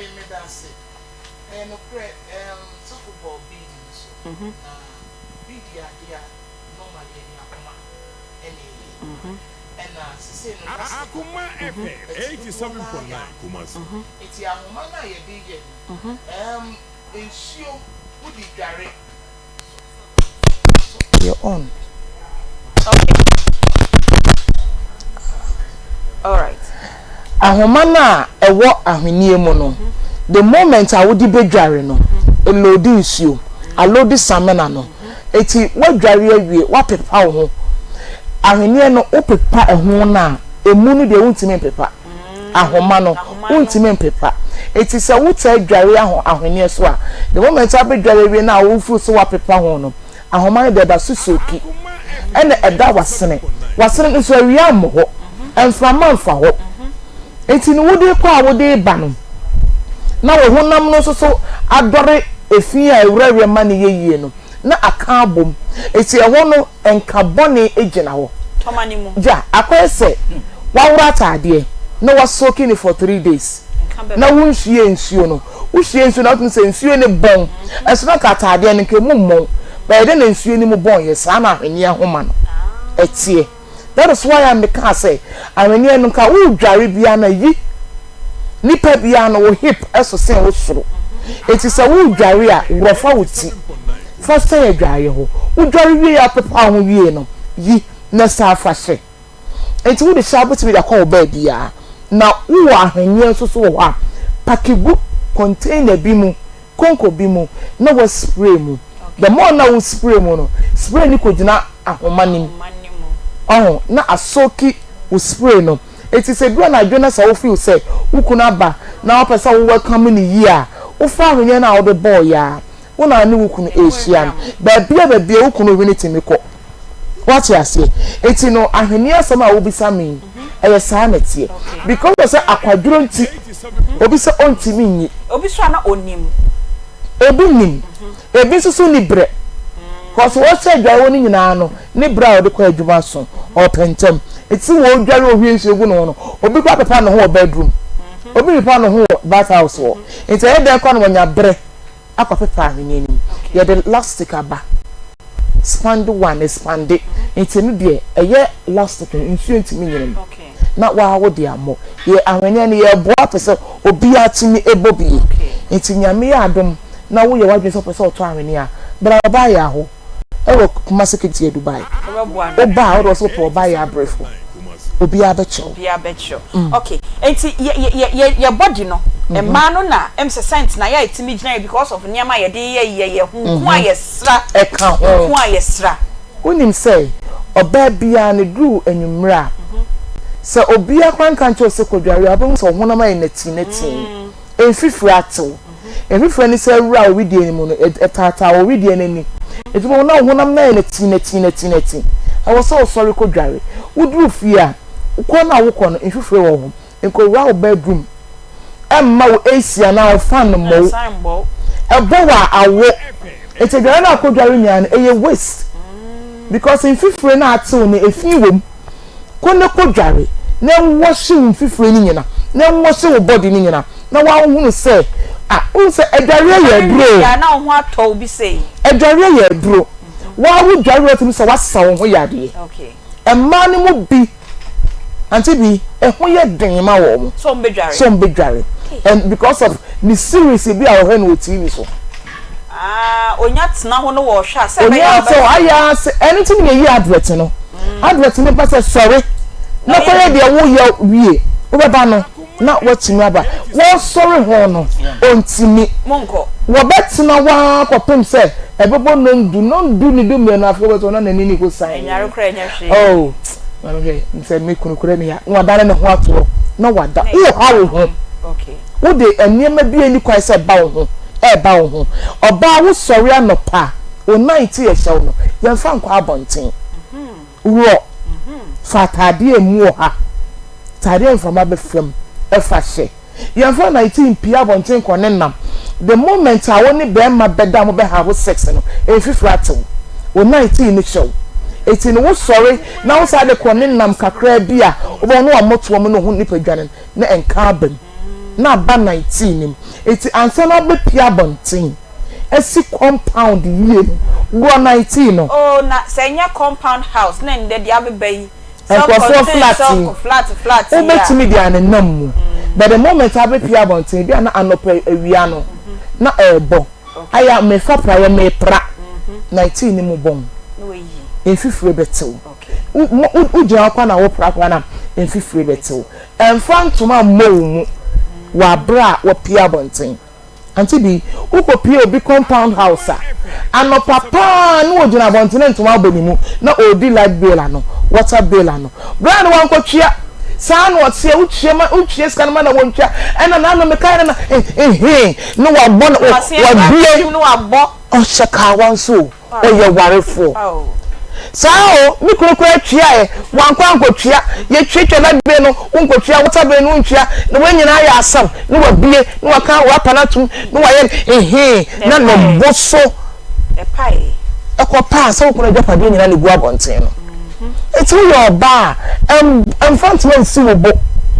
the last require ye bi wo fie bi no na Sunday ma omo ye AC de ko bi ye ko serve ye because your sister bi so kwasi ada what was sorry e kan e je na fesen ko pa onika bi asha no ha nsatia bi asha entuma sister yi bua ko pindi ye na dwe ni nyina wie na sorry no ko ye de e kwa no ankwa sorry na aye me nwanwa entuma si ni boko peso de adwane ni wi wo yo ba menye saa de ni wo fie look attractive amma ukunu wo ma show ye wo ye bia o mo show wo kasa ye efi wom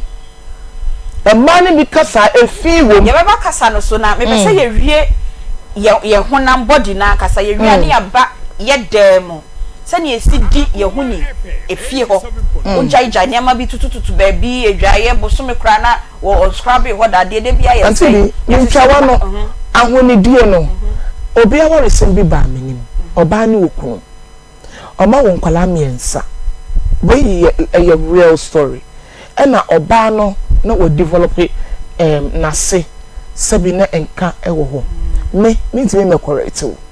me ntimi kan jo se wasebon Bema would done in chain, any the right person or Becca. Bema a friend in your bedroom, or Modaw, or Mudi command was say, Odo. And say, can Bonnie be a back was say, Ya shane the pedro. Would say, Woman, woman, make one up Bibisana, or betting that children, or beg you, no Semitic. Oh, I don't know, say my sebon. na reverend kind no ada na wo se masebon oye ye ni manema bia warigya ne ba ye frɛ yen ya yekotena ase na metima ye sisi aware Aunty Bea obai man sana na no ka chem se wo se masebon sa na ka chem se masebon sa na wo se wo ka kyerɛ me am say asoma na wugina wo ka wo fare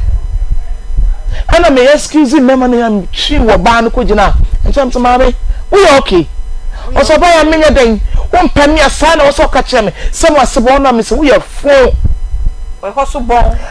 ukunu chansen odi dia wurum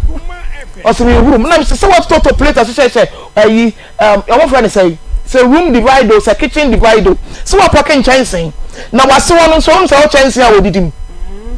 every night every morning every noon anytime you want obetimi adidim it is so wurum ukunu chansen mu a odidim dia ahyehyɛ dia ada na wase wo de wurum na wo so wonka on package ni ye ezika me na me meka nche so wase bon ayi wukuru na aka akire wo etisi wo ka eni ba se ka wo bi wa no ko aka ne wo be ye sisi ma warrantam why na ade bon a otimi di ne hwene ko ho why na me kai na fo je wo hwe mi din na me hunu se eni wi aba na egu aware etimi da ma na aware ni gui because ono aka sa no oni aso na oni aso di ti asempa no ene o patch o den na wo siesie wase na wie na wo de akọ one man misu order friend oso ba me ni wo ba bia hihya wade ma toto ne nyema nyina ni bibia menso ntoma ma sekente na henema na ne chachaw ma to bibia na da ko no mo call shopping na so mri ne mani ko gu ba mani fie no ene nsuo kotoye ene nsuo toye na wo bae awo bae ne nya kwa mpia bonten obey hihye dem oso me fa me nka oba ne da oso ba ya me fa me nka oba ne da enti nsuo toye na wo ne bae no e mo se no bedware preko odari ye no je me shirt share enti me shirt share na yo na dem wa me si me ko yara bae na obey dan pay so asa wadana wa bie half ato nchen na me se na nko ade obi ye ni si e be ware na nko ade mi wuram obaya mi bo wura mu wiye ya nansan nan center da so jira me dem ha enye dia center ya tade mu na bon wa na so he na bon special place sister wo be ware a di huni wase woni di huni ne ho hia e ho na di sika be fie ama wonya bia ma wo maame enye wonu mo woni pedwa no siesie ho wi atokuro na de wa ha mu wo no siesie ho na hono na gie japade na gie cars na yetimi kukuru fie si wo ba ho ene ho value ne eso aje bebia yo wa siesie ho a wo bekọ aba wa ho ofa de wo bekọ we dia wa se de wo beba o e bia na wo suban but wa se de wo beba bo na nware medi no o se on timi nware no no me bamba baby say record Dr. Mensa na software no e dia warija ye ba ana obi a wo pen pa na senka obetimi ama ye treat na yetimi ama sent no akọ ma me fa de ma mi kan me fa kakra so ade a me high empa na ye ni age a ye didi a te se udidi a nchine dose wo na wo ma to dose wo ana se nchine kwa nim nti ade na udi no awe ni age na afi uremu a onte hwe utu a na afi ejenka a efrim eba na Bible can say you say the spices thereof may flow out. The spices thereof may flow out. Not just say obebia want a special scent after orgasm. Sa scent no either say ehwam and I say bon. And the Bible said the spices will flow out. That is it. Until uno be at that two stage bia ne ho ankasa scent no it comes out. And the Bible describes say ne ho me ehwam to say apple. So there are things out there your bar the actual scent one hu na mu no it comes out. Sa scent ne bana o ye be ma na o kudura either you walk out or you walk the woman out. Either you walk out or you walk the woman out. Dr. Mensa there all walk you out or see yare bia titi bia fabre no enum kan ya ye ka ho asem Fako Dr. Mensa advert ma ye bia ka mbetua bia ka ho ye die na mi adum boko yo ye ko Dr. Mensa ho yo Aunty Bea mi da si odo form din cha kase per free Dr. Mensa heba clinic aso ye bro bibia se de na ochi be ba mo na so ne batwetwe enkomo efa ya pomuden ho no enne so ebre na du sem batwetwe enkomo efa ya pomuden ho be dofo enne ni pa benya wa ne fiade ama me ne wanse ne fiade ni sent Dr. Mensa se fa wo hawo no ni so nyina ebra na so ye ho na wo beje wo so be dofo ansa na ko batwetwe be ko so no ebia na tika na be bia wo no wanya so amfa ntie me epeso be fa doctor na mbesi ne so hia cheche mu bia wa fre doctor 0244 92 69 0244 92 69 na 027 11 73 551 027 11 73 551 the chat is 0532 92 80 95 numbers ndio be free bia doctor ebejo ofeso odo for doctor si halitosis de bia ka halitosis ya edin na de pass was kire enye kora obu won mo kasa na nanum eyi nka eye nim gu asesem pa hweso akwa adwabo bia se ka wo akonya pa sen ka wutimi kasa enso science enum kanti no wutimi kasa na wadane emum doctor sebra na so ye ho na wo ba no de aduro kan wa ebetu ase ama wade wo ho ya de na ehu pa na de papa bebre ni se enam mono wie bebre na atmede sa ya de halitosis eba sa so bo ma kosua wie de bia wo wi kosua eno so timi de ba todofo mema wa bamumu bo mode so ko Dr. Mensa eba clinic ya so ye ho wa baji wa ya resa sa so na ye cancer sasa ye ade bia na edi ni penya pa ene wa waresa mu sasa beti mid edi wachi wo be kwa ware enso be san akwa abesi wo sika semu unko na ate dem so de bia obi no de hwinhwim sikai wo de to wa no obi afa wo bedwene ho a wonte ase ne nyina ye sasa edi enipa achi sa so na akwantusem etimi ede ema sasa timi ema akwantusem eye basa esan se wo bu on obetu kwa obetry ya obi kwa ba ko pe na won de wonya akwanya nko be kwa akwanya na emma Dr. Mensa se we nyina fa ne o hawo no ni so nyina ebra na so ye wo na wodi eduro ne ka wodi eduro bedware enanso na hye no so me se wo ye oba ne so abunsa wontimi emfa eduro bi gi se wawie sa so na be ma wontimi ne ho kani enhia wo ba so wontimi ne ho kani enhia gi se wawie ansa na wotimi ne ho kani ehia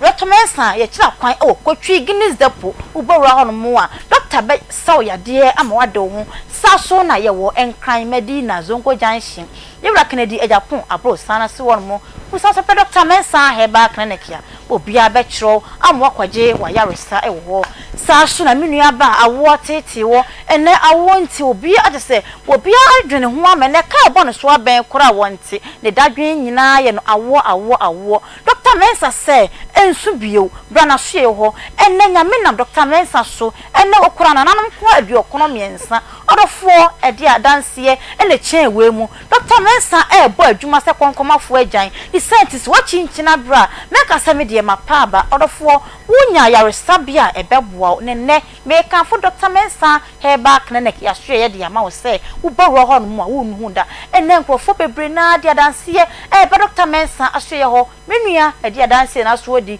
bra be so Dr. Mensa we science banchi enya eja na kire na wa bo modi na opini ho abo so Dr. Mensa wo bo adwuma pa sa so no bo ha na ni ha no eni ya de de bia meka se eni aye ni padua kania mentra ma wani no enum ansana waka se me ko Dr. Mensa wo eni ya wuti asie ya no wo se wani ekekaw anase wani apunsuo obo modanyane a papusana ni sana na ni ba kokora akata Dr. Mensa se brana hye ho na baro de aduro ne kan wa wani ni bete kroje ama wasipi asita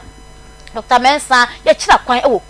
kotwi Guinness depo ubawro hano mo a Dr. Mensa be hwe wo feso sa so na ye wo enkran Medina Zongo Junction ye wura Kennedy Ejapon abro san so osope Dr. Mensa heba clinic obia ebe kiro sa so na ye san eye delivery eye free ni scientist se wantimi ama clinic wo de hia ne se obesan du sika ba bia wo bia ye di eduro no ebe toa wo ho ama wo so wanya wo fa ahudie ni sentiment na wona ka so me die mintimi enanti emma na Dr. Mensa se wo de frɛ no baby o bia na wo beje wo so saa so na me nua ye mo yare so a entena na mporo kasa me de mo me yade so o odofo wan na ka kire wo na yade bi wo no mu a ehihye ni padua no mu na ento se anyi no mra na de wo to na nanom e won sie do ena ni pa bre na de betia say me nua no wanyare o wo de wan sore odofo wan na ka kire so no wanyare wo yare pa sai na yade no hihye ni padua mu na wanya yare sabe be say Dr. Mensa Herbal Clinic ankwenti ene edna to na nanom e won sie do abra ne bre ensoye odofo aduane e de mentama yade emfa nko na nanom wo abra wo bre ensoye bo modern so obekọ Dr. Mensa wo wakwaje wayaresa doctor say brofo hoyi emu odu pa ni senti uduru brofo edu twom na bra kotwi ne beka twi kire no ye wa enkran Medina Zongo Junction yewra Kennedy ejapon abro san so wo uso o Dr. Mensa Herbal Clinic wo bia beje ofeso ama wakonya wayaresa doctor numbers no 0244 92 12 69 0244 92 12 69 027 11 73 551 the chat was 0532 92 80 95 so na doctor say wonum no bone ama tetew odofo menka sell me dey say me nya ba bia metuma yaresa Dr. Mensa say edubone nko ade a brana so ye ho no odi aduro ne ka wa se wonko edubone no kura bio obu ma se wa fe no bone na ma fe de say atwa ne photo Dr. Mensa say ba bia wa fa aduro na duro bia fo ni kire na so ye ho me dofo me sorry no doctor numbers no 0244 92 12 69 0244 92 12 69 na 027 11 73 551 the chat was 0532 92 80 95 odofo aha ene bre ebe ma me kwan me dia pomode nkomotwetwe no esi media ne ata frimpoma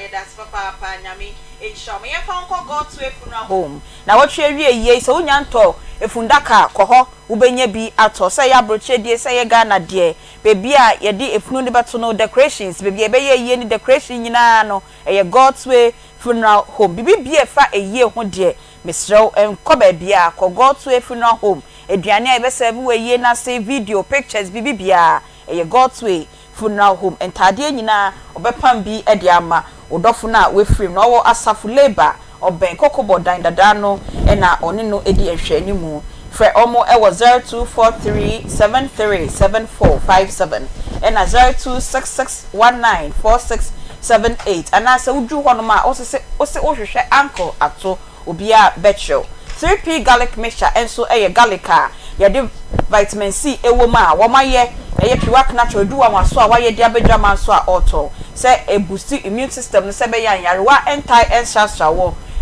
omoja moso no ekoshu bebra per 3p garlic mixture na enom afenso waye kese abroso ojonso na uti yaw anasa wo bra eye 3p garlic mixture obenya bi wo pharmacy chemical herbal shops nyina piwak natural number eye 0248928824 0248928824 grow fine say waye mojedro sunquin e dia bedwa manso wa won saye tititi una ye tititi oba ubu unsa emeye mention disorders ni nyina onum grow fine ni bia ebesiesie no e de amount koko e na odi aye grow fine ubenye bi e wo pharmacy chemical herbal shops sanso e na odi van enam kroma e pine grow fine pebi neto na oho ento opese oni Dr. Dean Koma friend e was 0244 596532 0244 596532 Power Specialist Herbal Hospital e ye bia wo kwa e de hama e na ye de be hwe say typhoid fever e ye hepatitis ahodo ni nyina kompo e na abo ni mu a fibroid ni nyina fa Power Specialist Herbal Hospital o miamiensa enkran o kwabenya ACP Main Road o say ubesi wo Power Hospital bus stop Takrade enso owo Anaji Estate oben Ahantaman Rural Bank no ena Kumasi fe yiase boso twokwan no so Jasbro filling station eni mu hwa ena obehu wo muso besi wo Eduaya Junction koho ne koje wayaresa Obetimi afre ohene yire e wo 0244544422 0200383831 and 0557 0555 797878 0555 797878 Reverend essay say enka bone no ewo wo oba no ho a se be ma no enjane enjawa obepamu wo oba no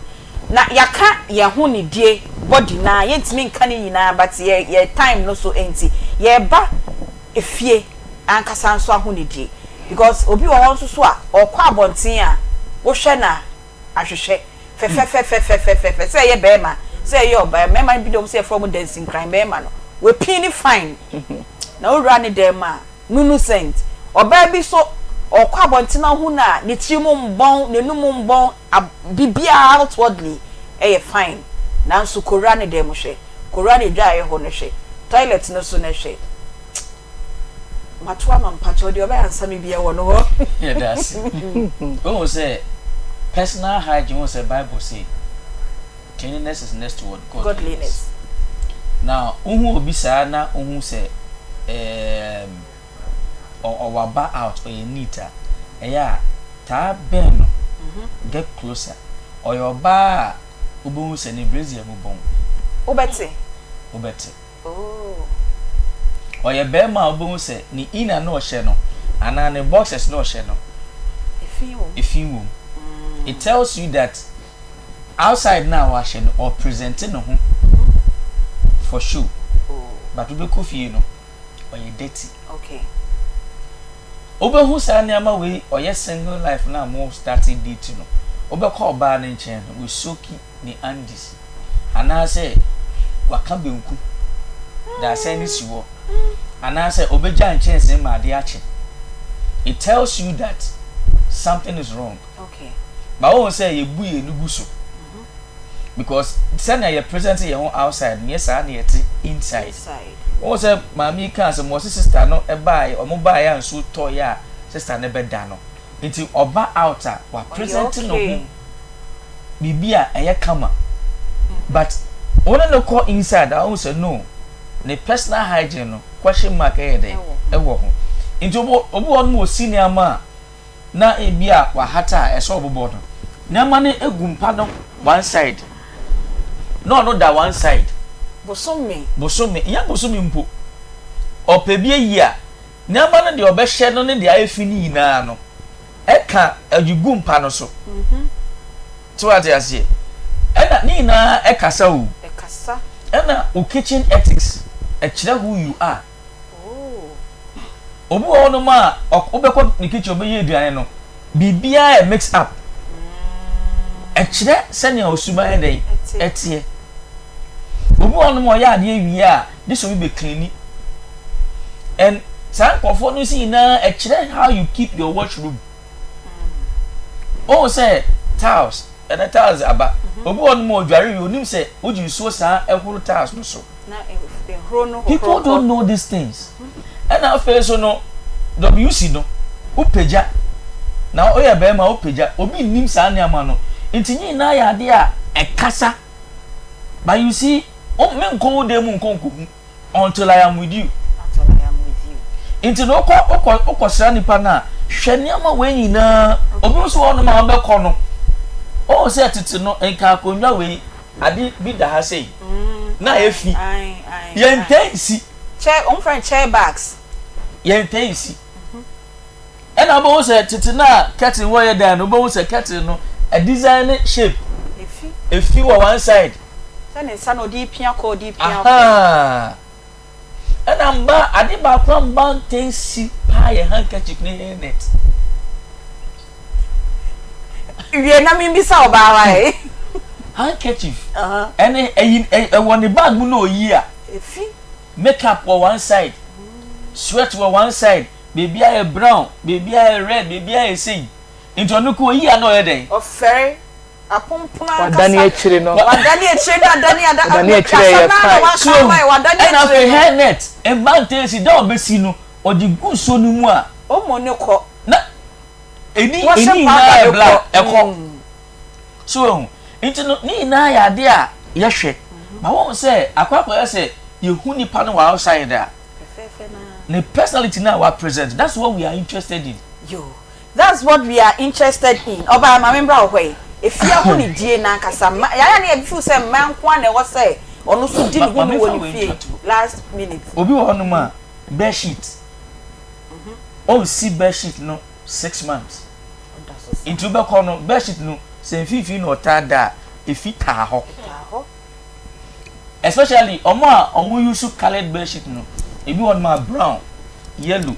red, blue who say if on the say na catch us won si nti na wato sa colors e na dia a dangerous kwani towel omo use enemre obi use black towel, brown, red, saloon for creja green na je say onu o use o say emu ye den madam so asoma me na nsam ne ka ai ena ogina ma no so me come ko so ma me a so in relationship tasra bema unexpectedly tasra no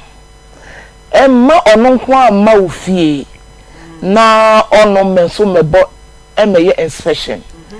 oye oba na opese ogunu bema odidi hu nipa na woni na itina na enka ano papa ya sa wo kwa adwuma no o na me kwa adwuma na mse me fa ha chiao because enu aye ni nkomo ta kwasra no wo be kono no wo she boxer sauce short wo she boxer no na bie ne niam ni nyina egu animu na adro boxer nim no odi gina bonten no mu di ball nkomo enye ena chance share yo ena rema de oboye de ye de share yo na ne bosu ni na oche boxer no nko boxer no emu ye free ewo so emu ye free na na nimo aye ma wo gina compound house ye se ma no nko na ntuma aboye na ma no susu bi on set ta okra gunukum on set ebi kwata wo ni bonasene no odi gina animu mona snare ne boxer na ehye no no odi animu no wo kasa eti wo kasa na ne body language ni yese no na de egu kra ne mutusu ye sei na no susu ni na o mu nyina obia kasa enye mema ye tebo ye nkamasem eti mu fi say sa na emma no nko na wo problem no mo susu mo problem eti sa wo ye oba ano papa sraba ma woni dem obekona ntotoro nyina wona no no odina outside no okasa na nim kro wohore ne wura fi say ayi eniema hyehyɛ items no hyehyɛ na ni ase na odijina bontin na okasa bomodi ne gbowura ne dem ho ofura adwuma baaye no owuro ne tura no a obawuro no woto ne nani say na tura na huri no waso no wasa de agufom insese wobepe waste basket a wodi ne ma begumu no obekona ne boxers ne boxer guwa ne trouser guwa ne singlet guwa na we guwa na dwane odi ye no wan peja ko gudi mu na esi so ana wote fom no odidi ya na we guwa waye dem more disorganized na sani pa we bobo omo wonye obi oye boafo ye kan boafo a enye boafo ne say ladies ka mawo o ye boafo no ka wo be fredi aba no wosiesie dem wo kama na wade ye ani mu aye mrama emma no bi akwa juro emma no bi ye lazy wade ne mafino ani bi wosie ni nyina aka abom etiri nyina egu wo drop nim wura dem wo ana wo drop na wakwa aba ne singlet ni na yi mu nyina just singlet no wo hye ne 1 week a week ni nyina obehye a singlet baako obehye ni nyina 1 week na singlet mpo no wo hye ne 1 week na boxer so because I shada anye fin etu bo be ma boxer no ne supporter no na nchen no eye white another ne brown onsi ne niema na apali gu ho otimi ko yi atade dada no ohie ma he se emu bonwa ana emu monwa because oya also need to spray agum akwaduro ondini huni ne bedroom po na wontimi nwa hoyi na ne bath house on twitwi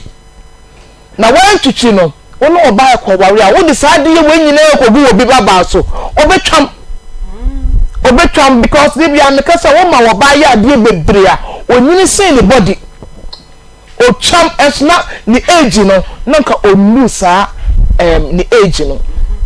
eti we e be ma di wuni you are motrom wa body se no ene wonu nwi na anytime bia person odi kisi wo ba na nwini wura ba ni hwinim na bi wura na num no bubu so shepu no shepu wa body se kama me say enma wani mu fu bebre efa no ye kaka motobi wa ye kaka motobi ebi busu mi me nyobi a me ya fan to sa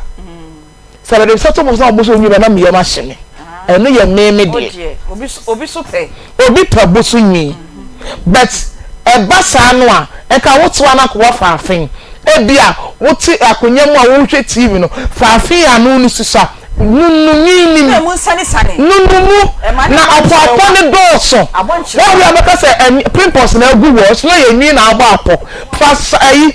afin na wo nunum wo dia wo aya se wo je ko ai ojo me kasa kire na wo de osap e kan se wo afin na de nunum no nunu wo fuso ba ma enwi wo ho no pafin ye nunu wo na ho wi na ni na mo na ho na wo look attractive enye manko ana de bia no also mo look sexy wo ye ba ma wo so ye wo ma oba huru na ne kon no na mo mayre no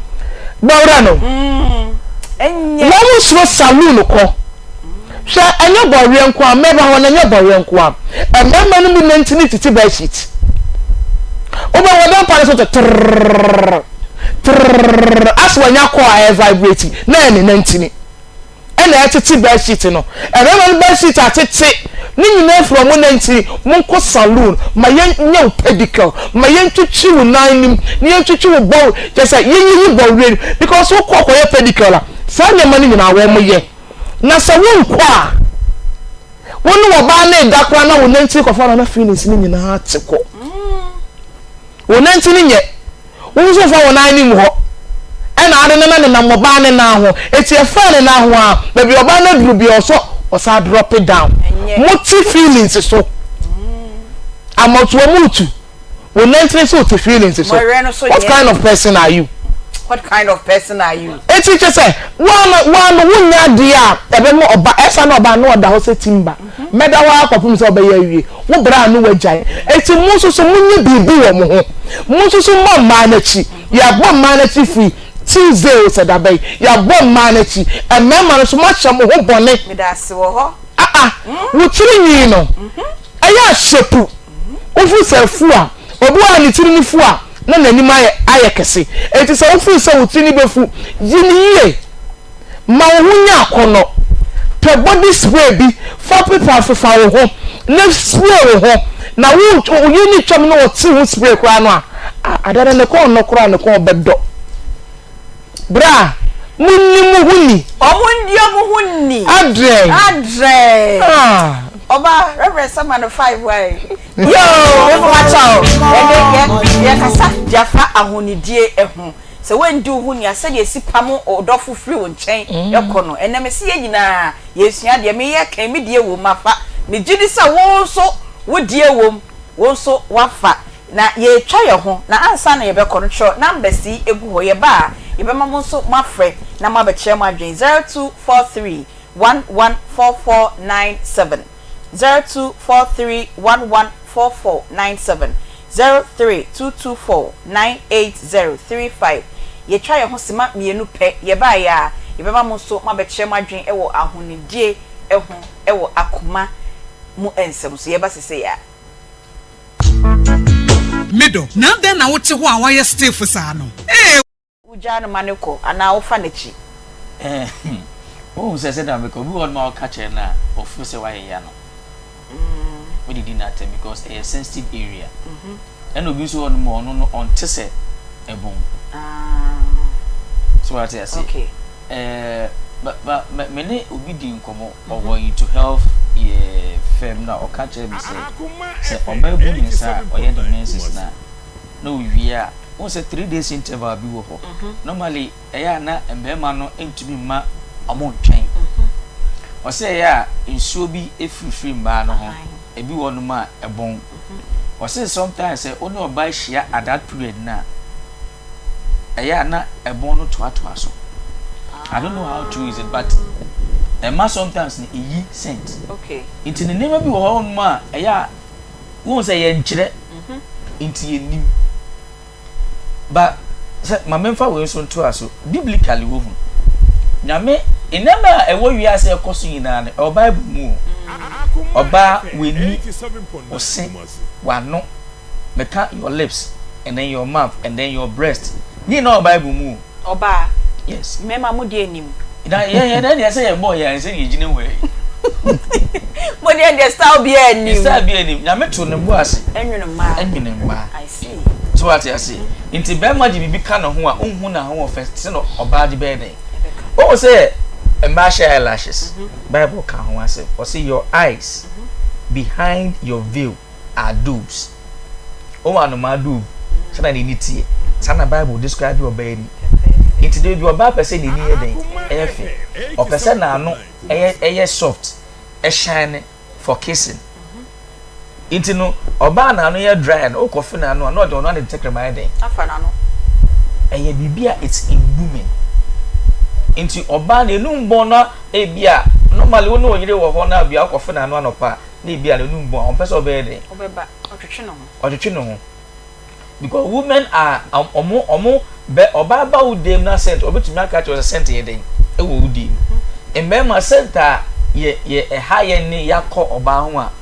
no scent wo no. And I said na ye kana o say sister no nenum we send by entise oba de. Okay. Oh, and Bible also can be o say oba garment emu ohwam. Mo say me hwe Bible and America. O say oba nti oba ben wo na unni obi wono ma be mas many lines are it's a turn on. Nice perfume body splash be ma di it's a turn on. Into no ye ka say na ma we nyina free o single life no. How are you cultured yourself? Akwa to say ethics. Okay. Into no normally emema mo fan che ba meka emema be edware nyum mo twetwe won se 87.9 Kumasi. Na no pa no kro mu twetwe mpo. Ena o se emema nso bebre wono ma obi wono ma beka se omi nko be manko be bia nche no na wakọ wohoro no ho dware. Okay. Masapo enka wo body this semra enka wo body ni twetwe ho. Ena afa obema na eda we nim no fatu nsem no twetwe ho. So from pacho can be mam. Obema na eda da wo na tim no. Me se fatu nsem onsa yemsi. Na fa sapo ne den.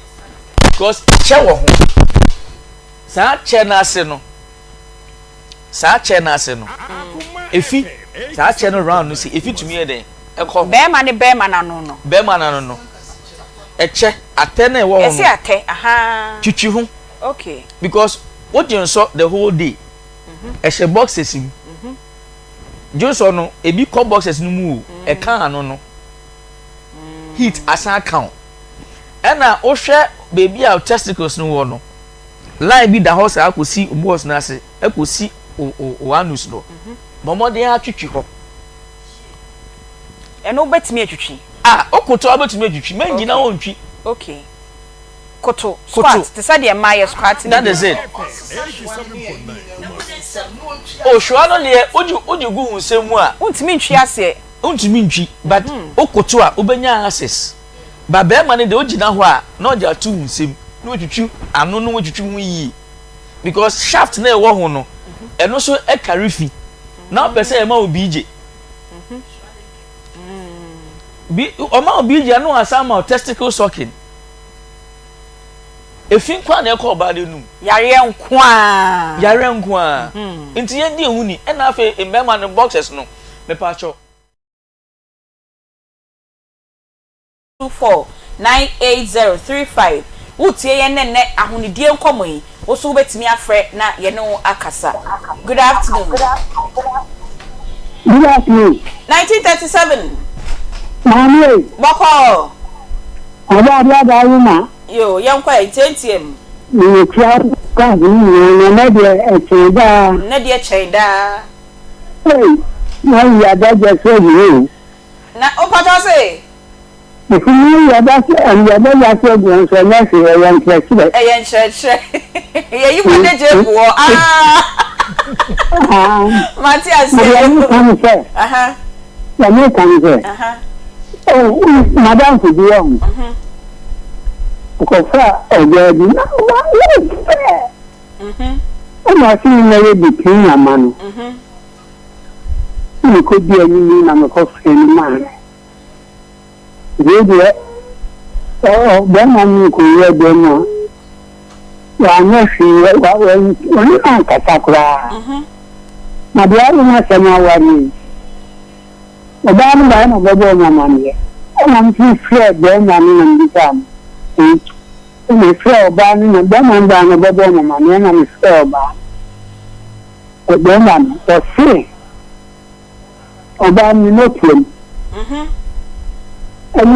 Seven, my office. A honey. I say, quiet. I hear quiet 1937 year that's papa. Your bomb can once and why. Good afternoon. Good afternoon. You, but your D baby, your Casafi. But your friend is Abna, with a Casafi. You, Abna, your teal star. I said, I'm the more casting pop, and I don't see you. Then you say to you, and I wash Reniama. Nothing the same with time, and the same on the Medasi. No question could be a question with Santi and Hono here, none of you know. Because it's what we are. Go not to move here. It was here. Dear, I'm in your sign, me say. He said, what one among the a new crab a drink and a whole sense of quality. Listen, a many years fine. Need to make her. The bottom the whole ball, papa. Oh, to me, Paddy, what you are, you are a man, I can't a couple of baby who don't want me and one. A young one, yo, I'm not a papa, pana. Obisu entimi embe kebi. Good afternoon. Good afternoon. Yo, udi baby au kasefi. Tabii na champa kasefi tema. Yo, yeti yo. Ntacho ile misawala ai my wife. Oni atinka. Atinka mbaki na chwa digala na mentoman. O wife ni atinka. Tikampe dua na kama na number aha but we don't mean show why nti patro number we ya ofre ye ya wehu number we ya ofre ye be wie 3 about 3 ya na wa frɛ ye na oba ya me sofo show mema wadru na me ti mo man ka on from me patro why there be Mr. Food and Drug Authority the sanction beto ye so it me patro omo wi na aha ye pound 3 pepper na ye ma oni omo nkasa why ye that's you. Good afternoon. Hello. Yes, dear. Good afternoon. Good afternoon. You about the baby or Casafi? But you Casafi question. Okay. But you many problem. Hello. Pacho yetio. Since you on home, my top short for money, still now, na the phone. I'm a twom center na enumu cent. I'm not woman. Hey, any bro. You obaya Osi nya sam kitu. Obaya se ewi obetchero, we dey obetimi aka. Ebia twom di nti pacho koso atie yen why. Hello. Good afternoon. Afternoon. You about di baby akasefi. Pacho mkasefi odan bin gibe kikato. Yo kasa. Pacho mkasefi odan. Aha, oda maame no baby wan to dey na ya na mutie ye wo TV no so eno ye delayed kakra. Nti wo fra no ama volume na konform why. Good afternoon. Good afternoon, Chibi. Yo, udi baby akasefi. Me Kasafi Accra. Accra, yo. Yeah. Na say na me program we ade pa. Erade ni yefafo. Ya mo tu me ma me so fu kakra ntia bi. Me ma ni bi ye ni ha. Ona wa yu no wa de bi bia ye den. Abo so. Why? Any me ti bi mu, se me so no ko juma wo ni fu so 24/7. ni ido be du fie una o so ko se na wo na oda wie yo una o so ko se anajo ye patro ye awon ma tu na wo tro so ri ko you na me na kwada me ni su bring this you na my so eti ko na wo ti awon se me gwa wo le kakra eti ko tu me ma no so mo bre kafra reverend Patoria to me man of why o boy to fear nye boni 0243114497. Good afternoon. Good afternoon. Yes, good afternoon. Bacho di baby Ankasefi. Good afternoon. Do mo TV play the why. We didn't know what to say. Yeah, when you TV. That's what I'm saying. Yeah, when you also. I did na a team of friends. Yeah, mammy, necessary and banning for saying you are only at that job. Also, it's a carry the Yeda see ma ene de ye shase no ba kan say awofo no yeda say awofo ni mo ko omomba no. Good afternoon. Hello. Yes, good afternoon Oba. Afternoon auntie. Yo, udi baby Akasefi. Mpacho ye friend me ma abna me Kasefi amasama. Yo, abna papa bi yeti o. Mpacho ye da masini mo nchechwe. Sisi asofo ne kwa ye kwa so mo nchechwe nta. Ina na be ni su na husisi. We damas papa nyame kanse nyame nshram amen oba ye da se nyame ensha won so ye be fa callers mi ensa na ye the call session no abawie ye. Good afternoon oba pass me down en council small udi baby Akasefi edi ni pato tell ya safo so e na me Kasefi ya o yetie o awon pe na na se ni na mo nye e ti se wi so ba mi ho de na so o mo pe papa Minha bala tua no ela disse na pa papa na já me tinha que do outro tonga se eu não sou isso mesmo mas não sei se eu já tô pouco mais é da uma sim bato eu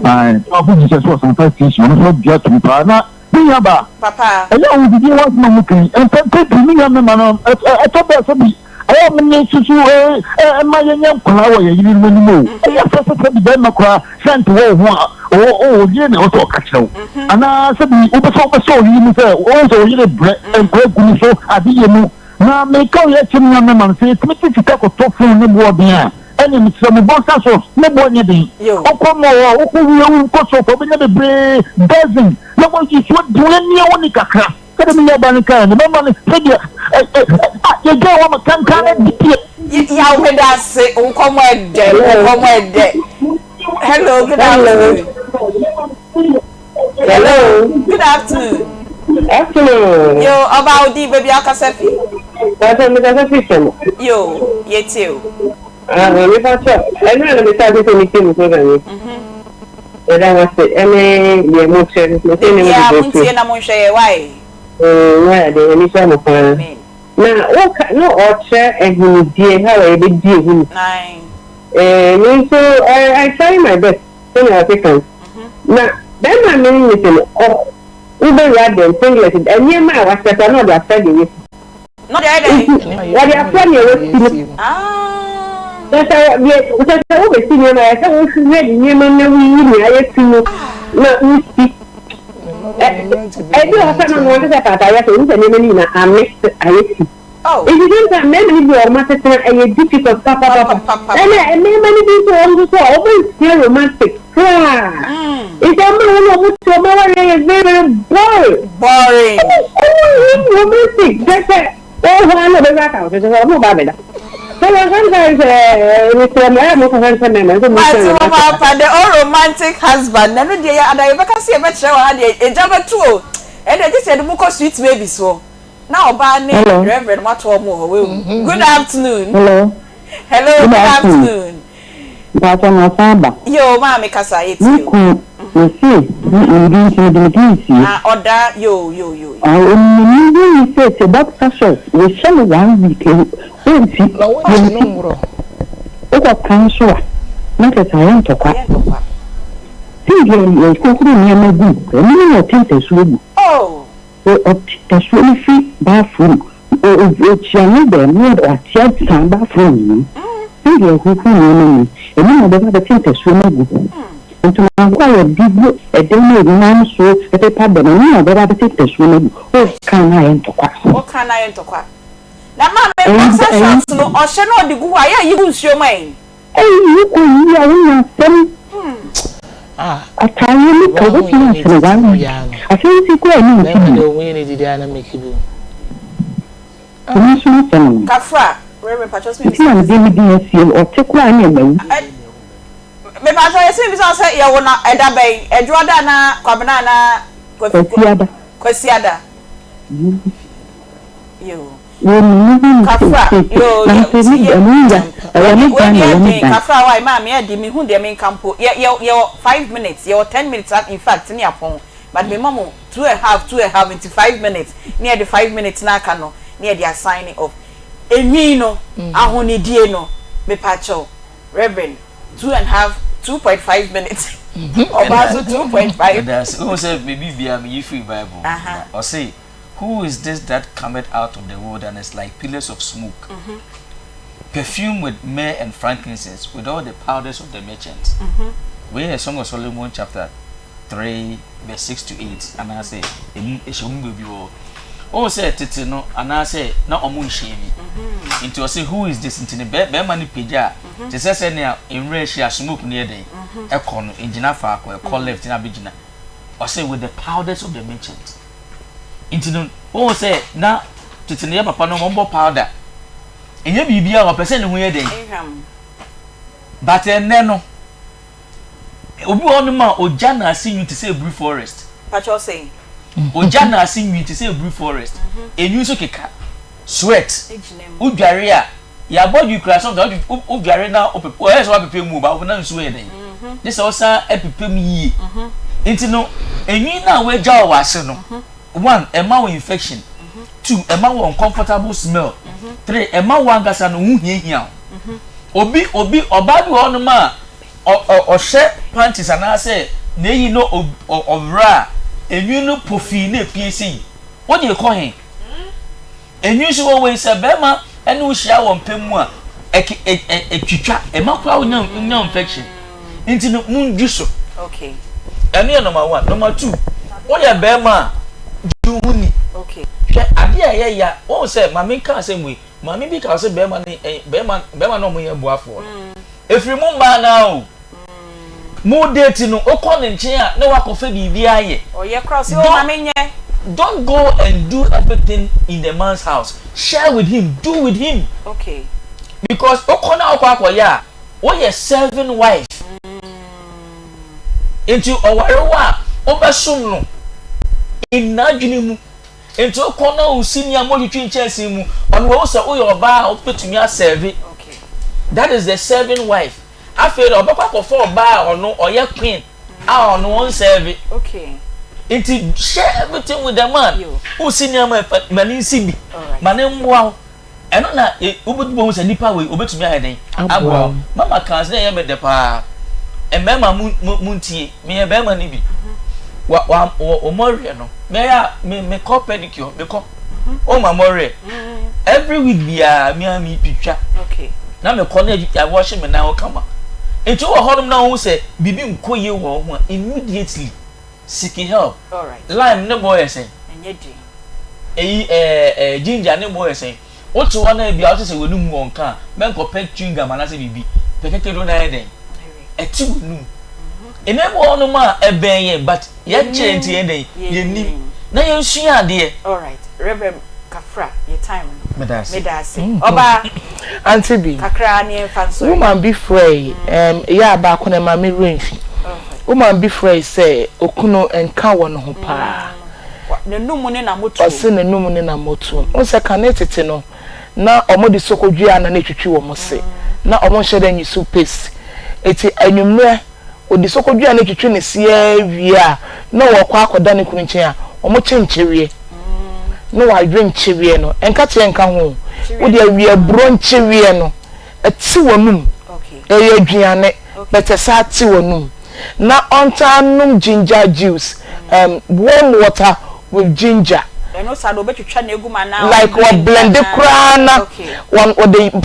oyeno warm water no they mix it ginger and you know that on no ba be kasa midnight said dey on Aunty Bea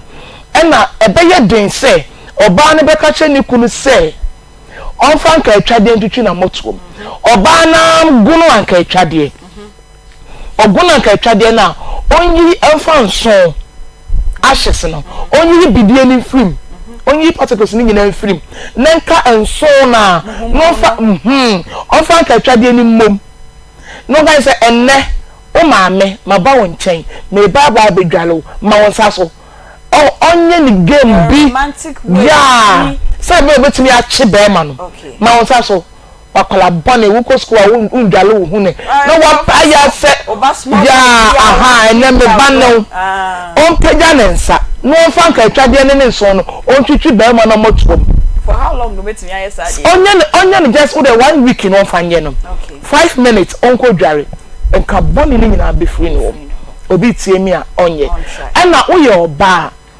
na se enwi ewo wo ho a bosumi bia yi wa bra wonya wo menses na wie no because wonya wo menses na wie na akire no ya na nsufin bi ba twaiman sufin ni nyina mesin susuru ahye se wa wie ti wo ko ba ma ho wie ye na yi wasere o sometimes so no shave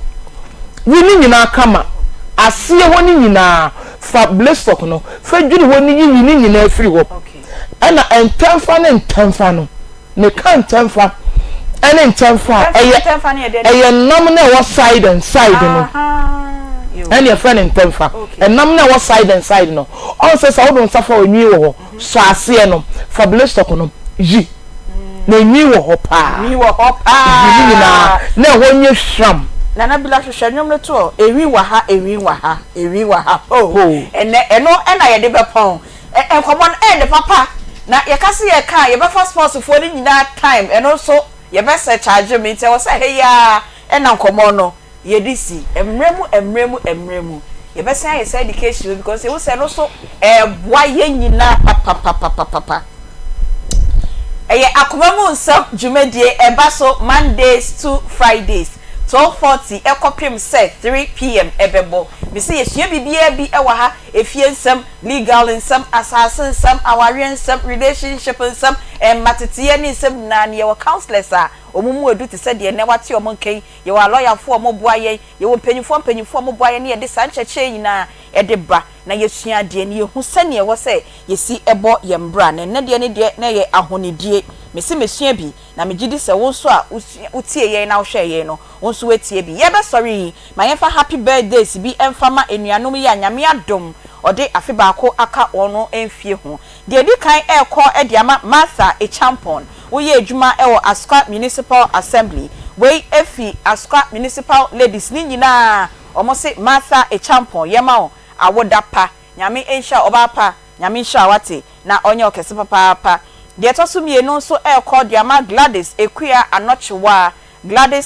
Anochewa oye senior nurse ewo UK we efrio owofa Opoku Justice osi yema happy birthday emfa emano ena Mr. Joseph Opoku Ajiman owofa de enne wenya 75 years Mr. Joseph Opoku Ajiman owofa de enne wenya 75 years we ensufi Opoku Justice krona ho osi yema awoda pa emfa mano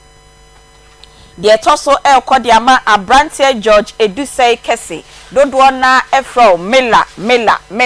we every 1998 Kumasi High Kumasi Girls Old Student Association ye nyina ye say Mela nyame on shop papa ena KNU University Primary and JHS 95-year group ye nyina ye say ma happy birthday Abrantia George Edusei Kese ye fro Mela nyame on show happy birthday bi onso e de ko ama